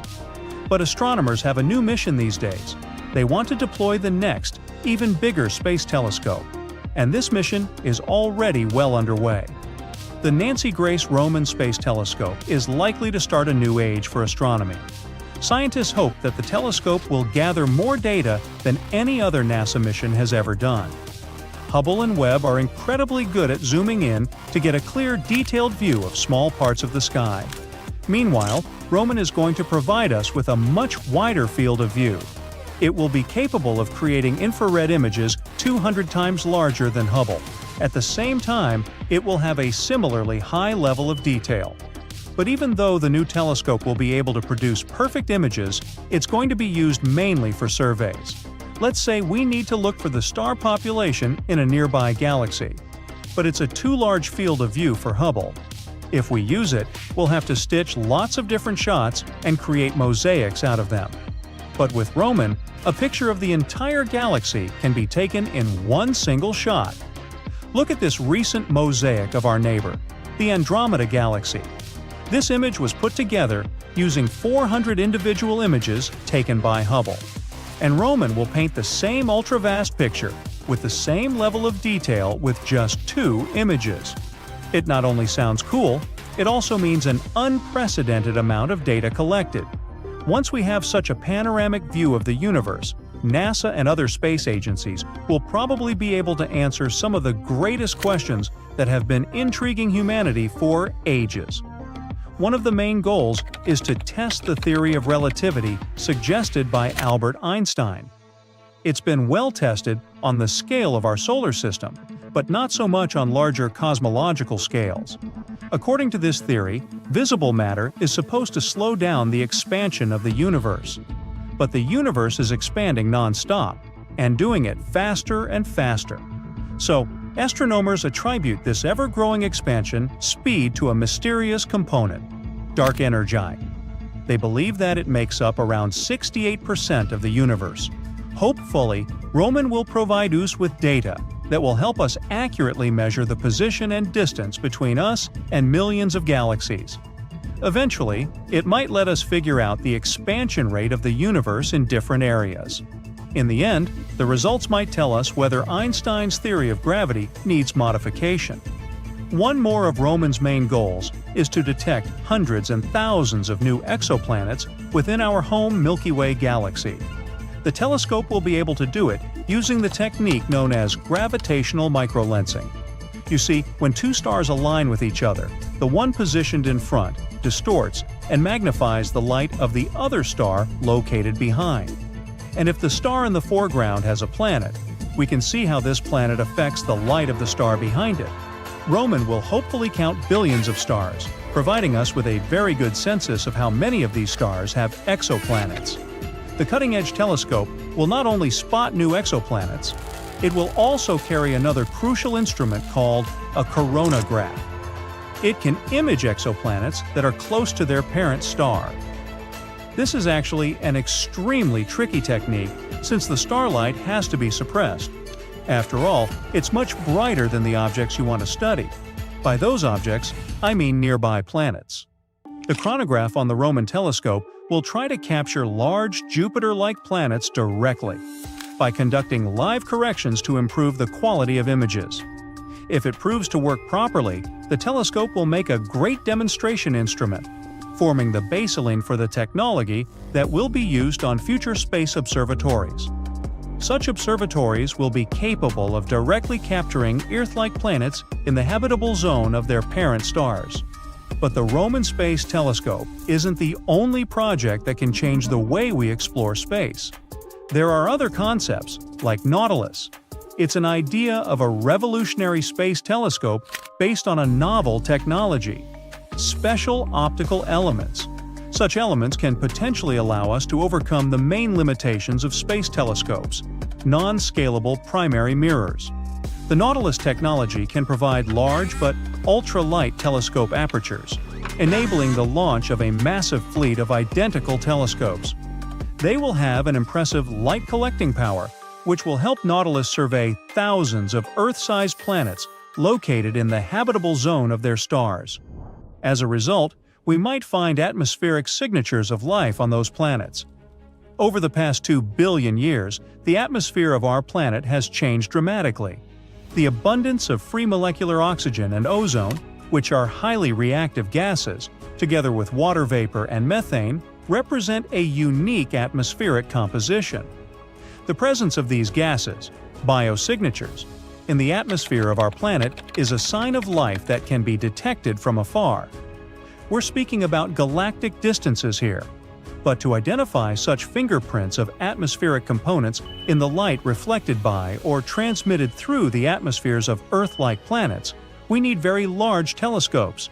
NASA's Kepler mission has discovered more than 4,000 planets. And still, no existing, or even planned, space telescope has a diameter that is large enough to search for life in exoplanets' atmospheres.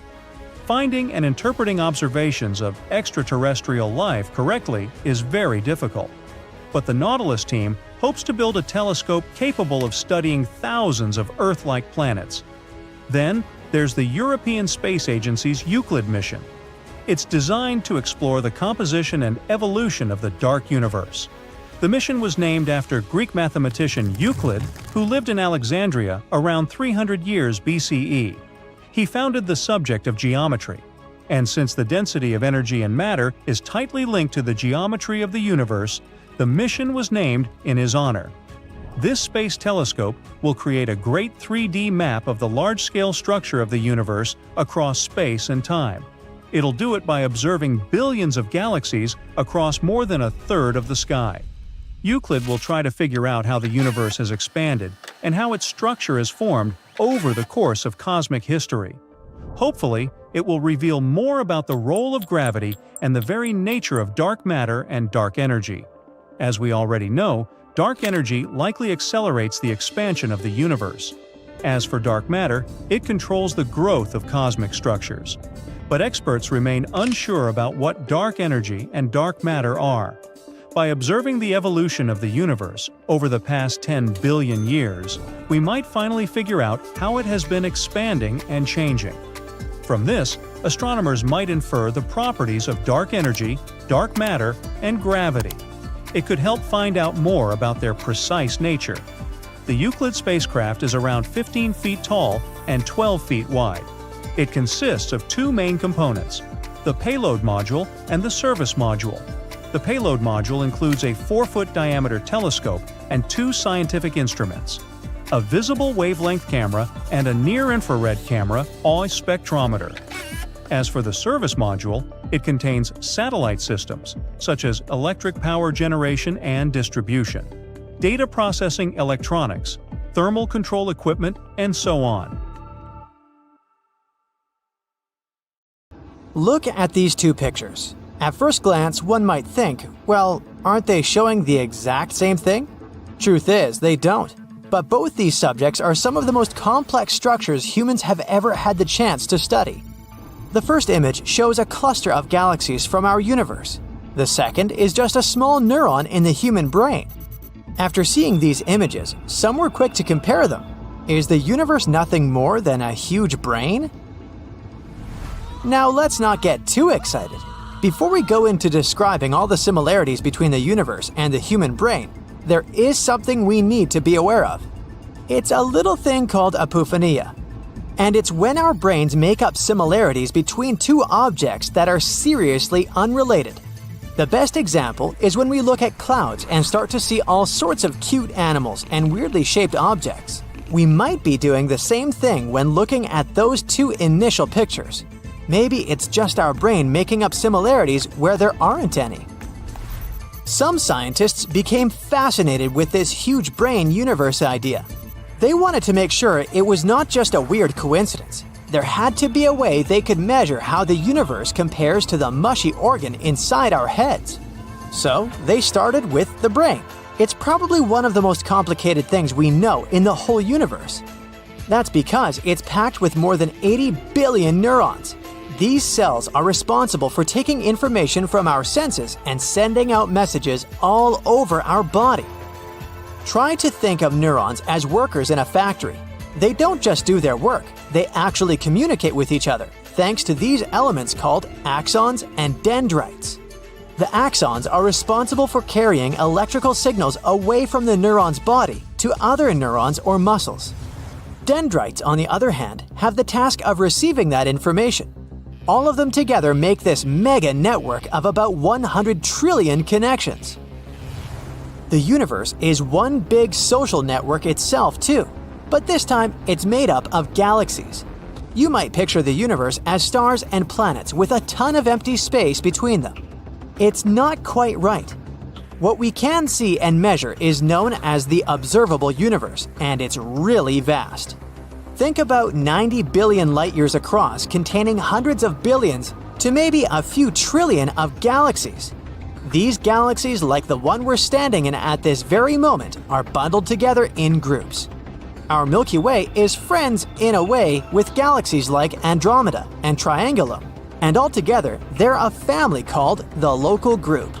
This family of galaxies is part of an even bigger bunch called the Virgo Supercluster. From what we can tell, the space between them might not be empty.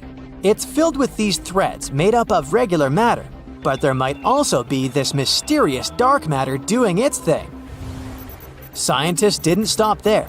They decided to take it a bit further.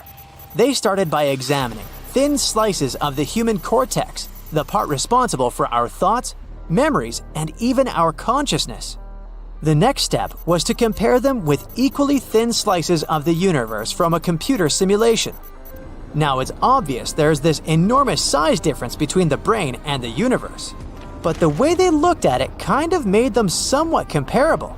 As they zoomed in, think 40 times magnification, these scientists began noticing that the structures were very much alike. At this zoom, the brain's neural network looked like the universe's galaxy clusters. To make sure they weren't just imagining things, they used two clever methods. The first one looked at how these networks connected and how densely packed they were. They noticed that the middle part of a neuron, or its nucleus, is way tinier compared to its connecting fragments. Likewise, galaxy clusters are tiny when you look at the super long connecting threads between them. The second method was about checking how organized these networks were versus just being random. They looked at how everything was structured around each connection point, whether it was a neuron in the brain or a galaxy cluster in the universe. The resemblance doesn't stop there. We know that our brain is mostly water, about 70% to be precise. Now the cosmic web in space, it too has about 70% of something, only this time it's dark energy. Water and dark energy may not be the most important elements in each of their structures, but they might still play a part in how everything sets up. The analogy continues. You see, the space we'd need on a computer to map out the universe is almost the same as our brain's memory storage. Somewhere in the ballpark of 2.5 petabytes. So theoretically, a chunk of the universe could fit in our brains. Or flip that, and our entire life's memories could get stored in the universe's network. There are differences too, and we have to be aware of them to make sure we're assessing things properly. For starters, the universe is pretty much the same all over. It doesn't change its composition that much, regardless of where you travel in the observable area. But our brain, not so much. Different parts have different jobs. Also, our brain connections send information depending on things like what you're seeing or touching. On the flip side, the universe's links are just energy. There's also a difference between how these two structures came to be. It turns out that the patterns we see when we're gazing up at the stars are all shaped by gravity and some weird unseen force called dark matter. Massive fireworks in space called supernovae can also affect this cosmic wallpaper. On the opposite side of the spectrum, our brains got their shape from evolution. That long process where animals, including us, get to pass on the best features and data they've learned to their offspring. So, if a trait like a certain shape of the brain helped our ancestors dodge a hungry tiger, that trait got passed down. Our brains are also built the way they are because they're supposed to act like a superhighway for our thoughts. Quick thinking was crucial for people back in the day when they needed shelter from wild animals or the elements. Now, especially if you're a fan of sci-fi literature, you might be wondering, if the universe is like this immense brain, what might its body look like? We might as well be living in someone else's head. We like to think of humans as evolved, intelligent, and at times, hard to understand creatures. But what if we're just tiny neurons in a larger, more complex structure? Well, for the time being, we can only let our imaginations run wild. There's no way we can test at this point what's outside our universe. By all means, we don't even know how large it is. By looking at the parts we can see, the estimations are that the universe is about 95 billion light-years in diameter. Even if we'd somehow manage to travel at the speed of light, though that seems a bit impossible at the moment too, it would take an enormous amount of time to reach those supposed edges of the universe. There's also the theory of the multiverse. We don't have much tangible proof of this idea either, but it does claim we live in a universe out of many. Ours has time and space. Other worlds may have different rules and components. Life may look differently out there in ways we can't even understand. Having a better understanding of the universe is just as important as figuring out our brains. You see, we still have many unsolved mysteries right here under our noses, or behind our noses to be more precise. There are a lot of things we've yet to figure out about the human brain, like how we store and retrieve memories. We know that each time we learn some new piece of information, our brain changes. But we don't have the entire process mapped out, and it looks like it might take a while before we fully understand it. The James Webb Space Telescope has recently discovered the oldest black hole ever found. It's an ancient monster as massive as 1.6 million suns, and it's lurking 13 billion years in the past at the center of an infant galaxy. This supermassive black hole appeared a mere 440 million years after the beginning of the universe. But it's just one of the countless black holes that inflated to terrifying scales during the dawn of the cosmos. It's the period about 100 million years after the Big Bang. That's when the young universe started to glow for a billion years. This discovery of the universe's oldest black hole can provide astronomers with the answers to some vital questions. For example, how could these space whirlpools balloon in scale so fast after the universe began? Or how did they appear in the first place? You see, black holes in the early universe couldn't grow as quietly and steadily as many modern black holes do. They were bound to experience some peculiar formation and growth. At the same time, closer to the present day, black holes are believed to be born from the collapse of ginormous stars. They grow by munching on gas, dust, stars, and other black holes non-stop.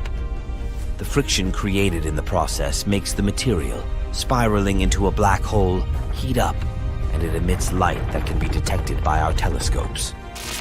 To spot the oldest black hole, scientists used two infrared cameras, the JWST's mid-infrared instrument and near-infrared camera. They used the camera's built-in spectrographs to break down the light it had been recording into its component frequencies. While examining the results, they discovered unusual spikes among certain frequencies. It could only mean that the hot material around a massive black hole was beaming out faint traces of light. One of the most popular explanations for how ancient black holes grew so rapidly is that they appeared after sudden collapses of colossal gas clouds. Or they could form as a result of merges between clumps of stars and black holes. There's also a possibility that some of the oldest black holes could have been seeded by hypothetical primordial black holes. Those are believed to have appeared moments after the universe began, but their existence hasn't been proven yet. In any case, this most recent finding of the ancient black hole is extremely important because the formation of galaxies and the appearance of black holes go hand in hand. Every normal-sized galaxy that we know of has a black hole at its center. But even though such black holes are massive and can weigh millions and billions of solar masses, they are still tiny in comparison with their home galaxies. A supermassive black hole usually reaches less than 1% of the mass of a regular-sized galaxy and has a volume that is billions of times smaller. And still, somehow, supermassive black holes can influence galaxies, controlling the formation of stars for billions of years. The thing is, black holes exert an enormous gravitational pull on their surroundings. Any gas, dust, and stars that come too close to a black hole find themselves trapped. A lot of material crams into the space around the black hole and heats up because that's what materials do when compressed. Soon, everything around the black hole flattens into a thin disk, which is called the accretion disk, and starts swirling around the black hole. Astronomers believe that this process is behind the mysterious relationship between black holes and their host galaxies. It's a connection between the mass of the supermassive black hole and the velocity dispersion of the gas in the galactic core. This cycle also controls the rate of star formation, which is a crucial element of the evolution of galaxies. If this delicately balanced process goes off kilter, the outflows from black holes can get too strong, not only heating the gas in a galaxy, but also removing it altogether. And then, the formation of stars doesn't simply slow down, it stops completely. Major galactic merger events can lead to such dramatic consequences because too much material falls into the central black hole too fast. So, what comes to your mind when you hear the words green monster? The Hulk? Shrek? Probably. But definitely not a young supernova in the Milky Way galaxy. Oh, and if you have forgotten what our home galaxy looks like, here, have a look. So anyway, is that supernova indeed green and, scary? Not really. But let's start from the very beginning. Cassiopeia A, aka Cass A, is the remnants of a stellar explosion astronomers spotted in the sky 340 years ago. This supernova is 11,000 light-years away from us in the constellation Cassiopeia, and its remains span about 10 light-years. Recently, scientists have managed to capture the sharpest image of these leftovers yet, all thanks to the James Webb Space Telescope, the largest optical telescope in space. The image is full of bright colors, brilliant green, orange, and pink.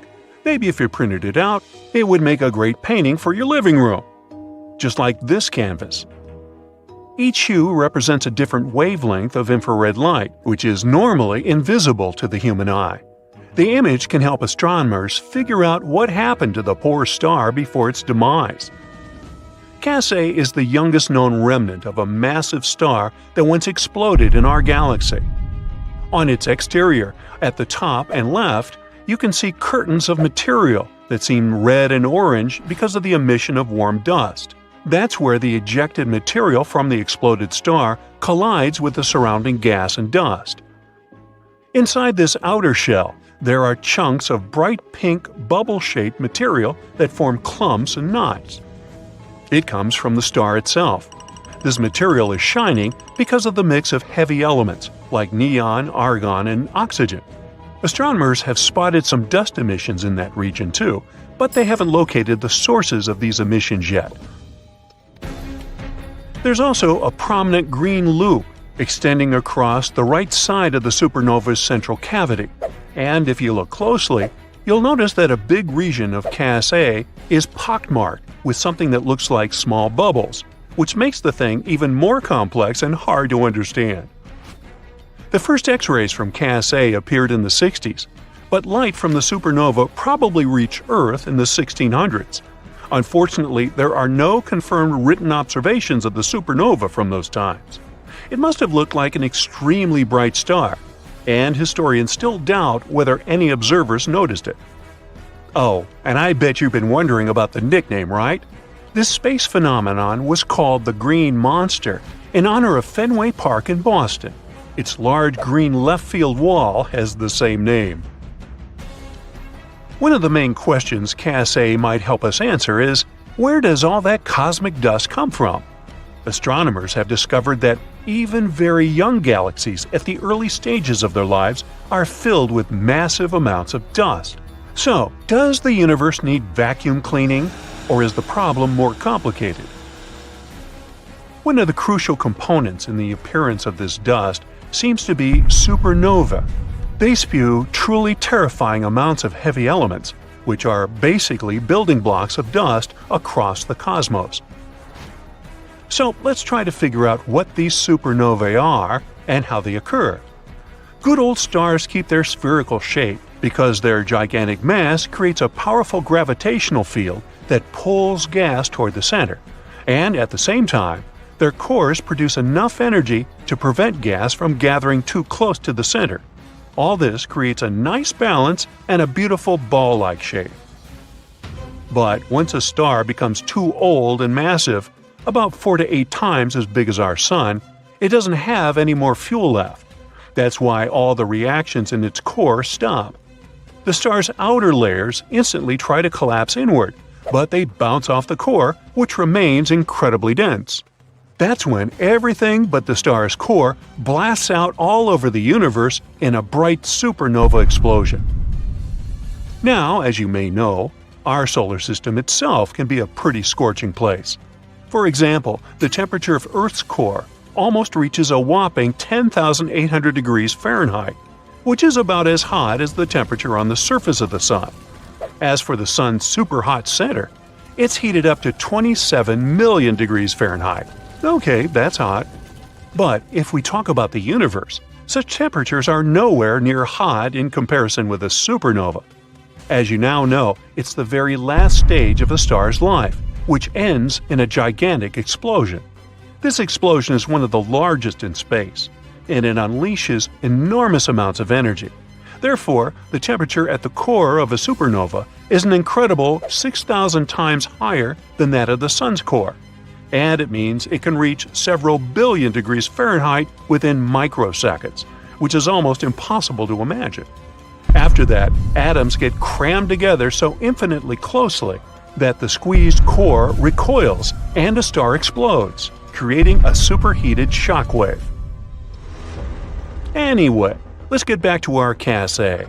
By studying it with the help of the James Webb Telescope, astronomers hope to get a better understanding of its dust content.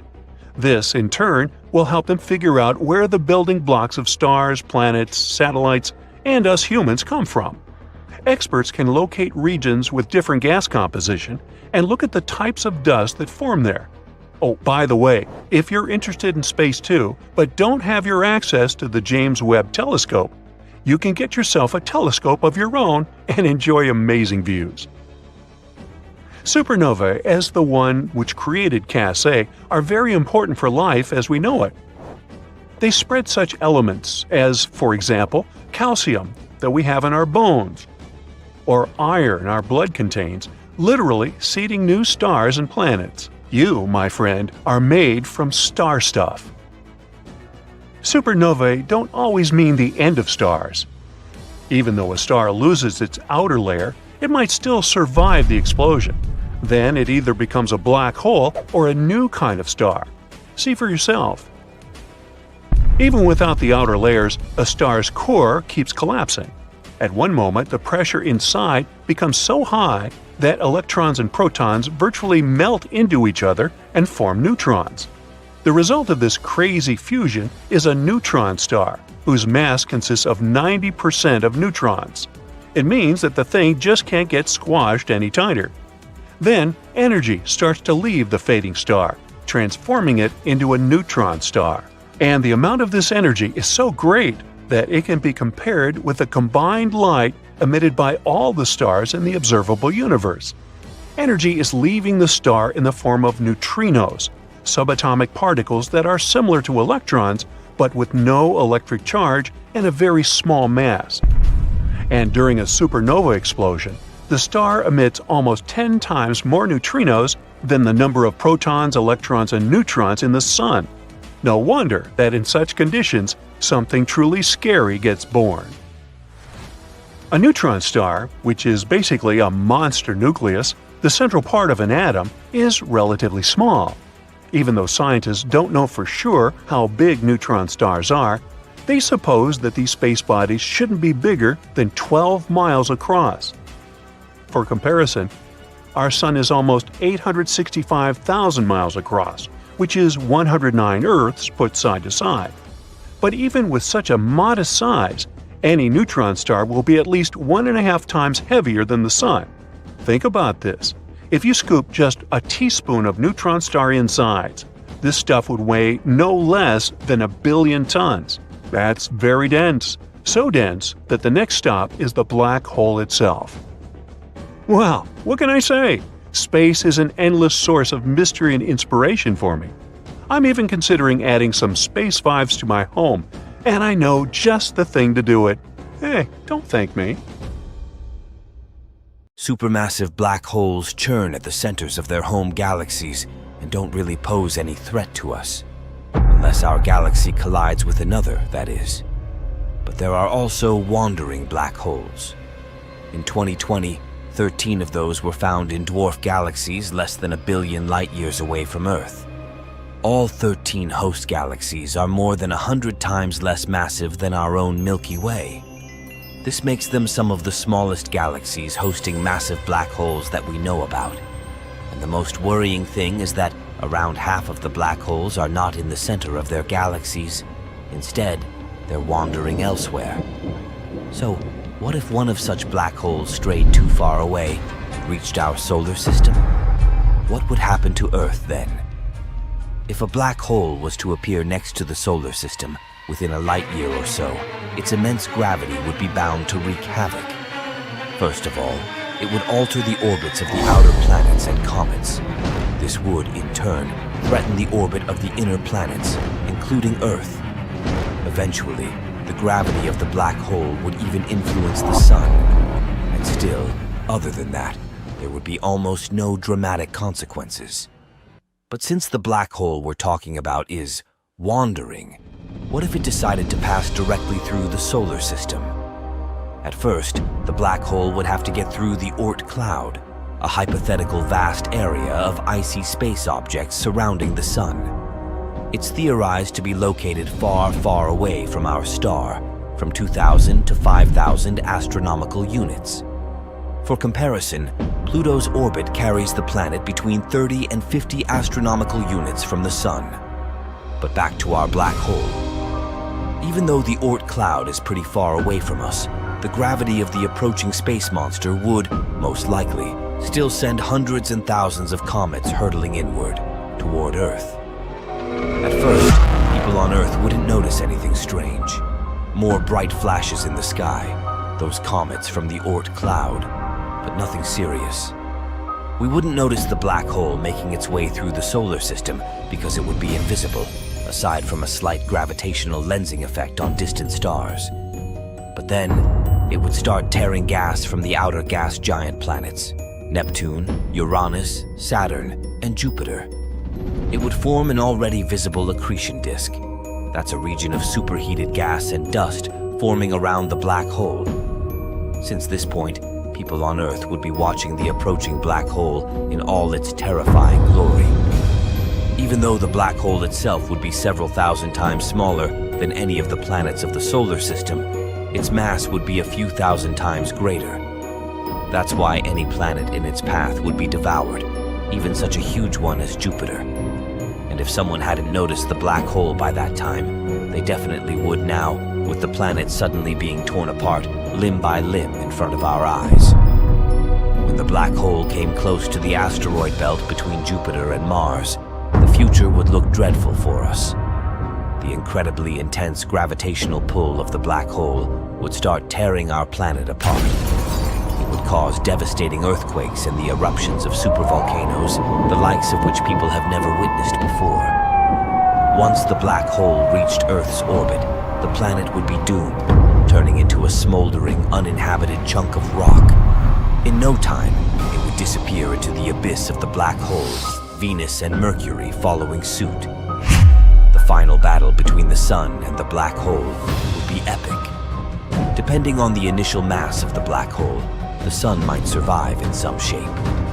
But most likely, our star would be ripped apart, joining the swirling mass of superheated gas and dust circling the black hole and extending for hundreds of thousands or even millions of miles. Okay, people, hold it down. End of the world, take one.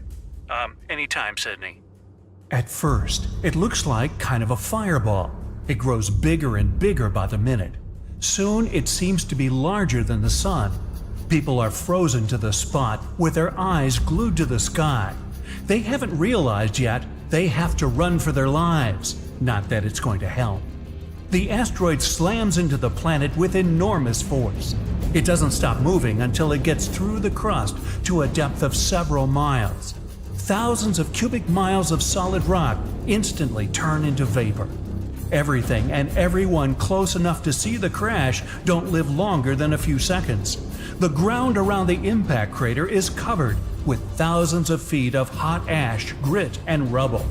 Mere seconds after the collision, grass, trees, and shrubbery for many miles away burst into flames. But that's not all. The crash sets off a series of natural disasters, like tsunamis. What didn't burn down within the first several minutes gets flooded. In some places, tsunami waves are higher than 1,000 feet. Earthquakes start to shake the planet. Less than an hour after the asteroid crashed into the planet, a gust of wind whips through the world. Its speed is more than 600 miles per hour. The hurricane flattens down everything that is standing and scatters debris for miles around. A bit farther away from the impact zone, the sky is starting to darken. That's why beautiful shooting stars seem even brighter. But those aren't stars. That's debris raining back on the planet. They re-enter Earth's atmosphere glowing ominous red because of the infrared radiation. These are just the first hours after the crash, but the sky is almost completely black. By the time it begins to get lighter, there's no life on the planet. The ash is still in the air. When it rains, the water gets highly acidic. Fires keep raging. They produce tons of toxins that destroy the ozone layer. Earth loses its last shield against the radiation from the sun. Okay, I don't like that one. Too much doom and gloom. What else we got? Well, or the end of the world could look quite different. One day, a rogue planet might push Earth out of the habitable zone and into an extreme orbit farther from the sun. The climate all over the planet starts getting colder and colder. It becomes impossible to live close to the poles. All life gathers near the equator. Quite soon, half of the planet turns into an icy desert. There's a lack of food and other resources. It's getting darker and darker. There's not enough light for plants to get energy. They wither, and animals that used to feed on them can't find food and go extinct. The farther our planet is from the sun, the weaker the star's gravitational pull on our planet is. In the end, our beautiful Earth gets too far away from its main source of light and heat. It turns into a lifeless piece of rock covered with a thick layer of ice. Nah, I don't like that ending either. Leaves me cold. Anything else? Or the sun might expand and turn into a red giant. If it happens, it'll change the entire habitable zone of the solar system. It starts when our star runs out of the hydrogen in its core.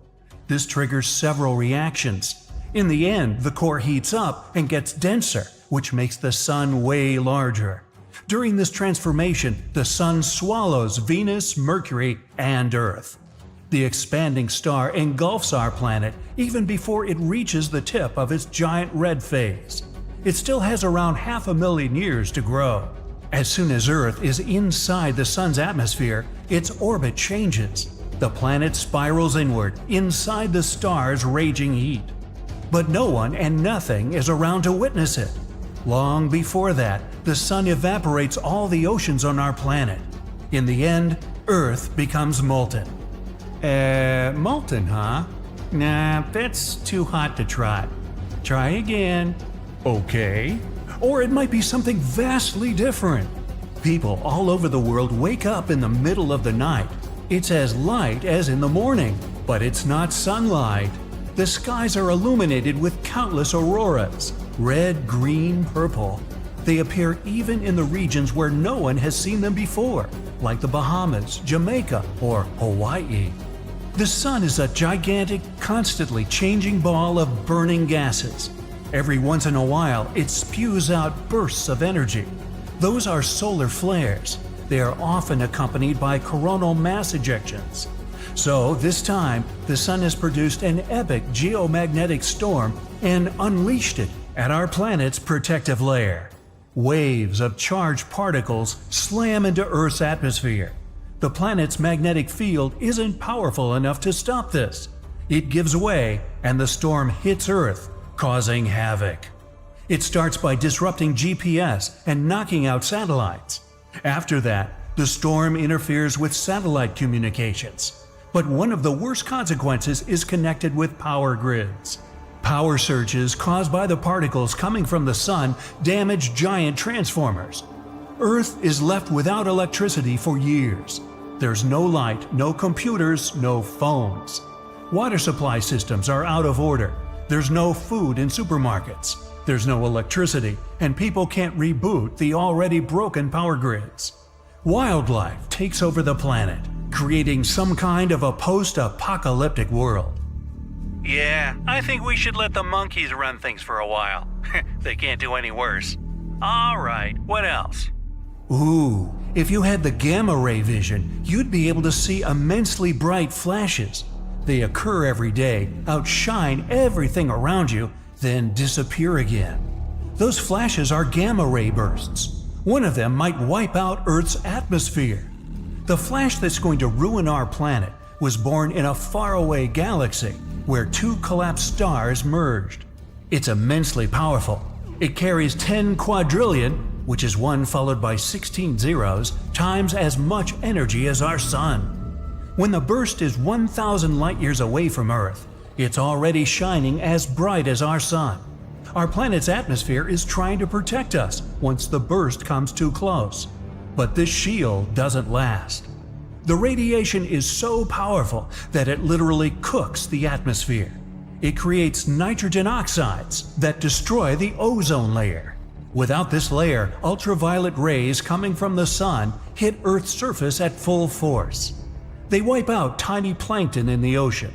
These plankton produce from 50 to 70% of all oxygen on our planet. They disappear, and soon there's a severe lack of oxygen. Terrestrial life vanishes first. After that, living creatures start to disappear from seas and oceans. In the end, the heat and ultraviolet light coming from the sun turns the planet into a huge chunk of barren rock. Never mind, I don't like any of these. Let's just keep the Earth the way it is, okay? Hey, Sydney, why don't we blow up Mars or something? We fly away from Earth to look at it from a distance. It glows like a holiday tree. Big cities look like yellow spots at night, and during the day, we see strange structures, like a palm tree-shaped island in the UAE, or a dark band that runs all the way through China, the Great Wall. These are traces of human existence. Now let's point our telescope at other planets. Mars, it's just an empty, endless desert. Venus, only rocks and volcanoes. Even if we look into distant space, all the planets out there are deserted and lifeless. Not a single trace of an extraterrestrial civilization. Many people are convinced that life on Earth isn't unique at all. Here's our galaxy. There are billions of sun-like stars. And here is the entire observable universe with billions of such galaxies. There's an almost infinite number of stars, and near each of them, there may be habitable worlds. But we may not have found life on other planets because it hides from us under the surface. For example, there's Europa, a satellite of Jupiter, slightly smaller than our moon. Its structure resembles a soft-boiled egg. Its surface is a hard crust of ice, but if you take a big enough drill, you can get to the liquid yolk, an ocean of water. Jupiter and its satellites are very far from the sun, so it's quite cold there, about 270 degrees below zero. So liquid water instantly turns to ice. But Jupiter has a strong gravitational force that causes a lot of friction inside Europa, and its core heats up. The heat melts the ice, and we have a watery ocean under the surface. Water is the foundation of all life, so there could be simple bacteria in that ocean. And who knows, maybe there are other life forms out there. For example, weirdly shaped fish. Because of the weak gravity, their bodies are built differently, or something like whales feeding on plankton. In 2009, scientists found a planet that is completely covered by an ocean, GJ 1214. It's about 40 light years from Earth, and about 75% of its mass is water. Still, the temperatures on this planet are so high that water evaporates and takes the form of super liquid water. There's so much steam that it feels as thick as water itself. No life could exist in such conditions. But scientists have recently found at least 24 planets better than Earth and called them super habitable. These planets orbit distant stars in their habitable zone. It's the sweet spot at a perfect distance from the star. In our solar system, Venus, Earth, and Mars are in this zone. A super-habitable planet must be 10% larger than Earth and have stronger gravity. That way, it can have a denser atmosphere. A temperature 8 degrees higher than on Earth would make the planet more humid. This would encourage a variety of living organisms there. These planets may be great for life, but it's hard to tell if there is life there already. The main marker that would confirm the existence of an advanced civilization there might be radio waves. Imagine a habitable planet similar to Earth. In the process of evolution, intelligent beings appeared there, like humans. They're much taller because of low gravity, and their eyes are adapted to the light from another star, much brighter than the sun. Sooner or later, this civilization will have to use radio waves to communicate with each other. We can think of these waves as loud sound from speakers. Here's Earth. We're now actively using radio waves, and the noise coming from our planet is pretty serious. If a neighboring planet had radio telescopes, big dishes that catch these waves, they would realize that life is blooming here. There are many radio telescopes on Earth that are pointed into distant space, waiting for a signal from aliens. But we haven't received anything yet. Still, that doesn't mean there isn't a planet somewhere in the universe that emits radio waves. It's all about distance. We're jumping 200 light years to another star. Suppose there's a planet X where life exists. The civilization here is advanced enough to use radio waves, so they release the first wave into space. Our radio telescopes won't be able to pick it up until 200 years later. This also works the other way around. Radio communication on Earth has only existed since 1895. Our radio signal won't reach Planet X until 2095, and only then the aliens will hear our voice. But this radio noise doesn't stay for long. Every year, our technology improves, and our radio noise decreases. We're beginning to use mobile communication, cable TV, and fiber optics. This all reduces the volume of our planet in the radio spectrum, and soon we will simply become invisible to other planets. The same thing is happening on the other side. So, the radio waves coming from civilizations are a brief blip on the cosmic scale, and we can't accept radio silence as proof that extraterrestrial life doesn't exist. A giant telescope, which could take a direct photo of a possibly inhabited planet, would change the situation. We zoom in on the photo, and there it is! We see alien cities with tall buildings and lots of antennas. But now, we can't look that far away. We can take pictures of Mars and its satellites, and even their quality misleads us. For example, Cydonia. It looks just like a human face on Mars. We thought there used to be an ancient civilization there that made some sort of sculpture or memorial. More extravagant theories said it was the remains of a giant human, and there's a whole body of it under the sands of Mars. But in fact, it was just a hill. Strong winds blew out some hollows there, and when there was a shadow in those hollows, we took them for human eyes and a mouth. Or a monolith on Mars' satellite Phobos. We found a smooth rock there that was almost as tall as the pyramid of Cheops. The news has spawned many theories about the civilization that built it, but it turned out to be no more than a rock. The infinite number of stars and worlds around them almost guarantees the existence of other civilizations, so why wouldn't they come to Earth, right? We think that life throughout the universe develops in similar scenarios. The emergence of simple life forms, followed by evolution, and growth of a technologically advanced civilization. But, just like on Earth, cataclysms happen there too, causing mass extinctions. Meteorites, for example. Perhaps there was a civilization out there ready to go into outer space, but a huge meteorite, like the one that wiped the dinosaurs off the Earth's surface, made that civilization disappear, and life on that planet began a new cycle from scratch. In addition, the more advanced the civilization, the greater the risk of its self-destruction. Scientists might conduct experiments in machines like the Large Hadron Collider and accidentally create a black hole there. It would begin to swallow everything around it and grow in size. Soon, all the super-developed cities of this civilization and the entire planet would simply disappear. Another possibility for super-advanced civilizations is to travel through wormholes. Those are tunnels in space-time between universes. Aliens might travel through them and lose interest in going back. But it's also possible that life on Earth is unique. That's because our planet was formed thanks to a number of incredible coincidences. The first is the location of our solar system in the galaxy. In the Milky Way, there are constant fireworks of exploding supernovae. The radiation from these explosions destroys everything around it at great distances. Our solar system is right in the sweet spot of the galactic orbit where we're safe from such explosions. Another factor is the moon. One theory of the formation of the moon says that about 4.5 billion years ago, a meteorite the size of Mars crashed into us. If the impact had been straight, the Earth would have just broken apart. And if that meteorite had only scratched the Earth, the pieces would have just flown away. But the collision occurred precisely so that part of the meteorite remained in Earth's orbit and formed the moon. Then, the moon stabilized the Earth's rotation and heated our core with gravity. Only then, our planet developed a magnetic field, which protects us from the solar wind. Other scientists believe that life outside Earth may be biochemically different.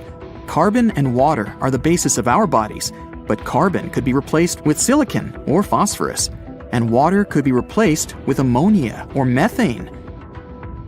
These atoms could form molecules of different shapes and perhaps assemble into a living organism.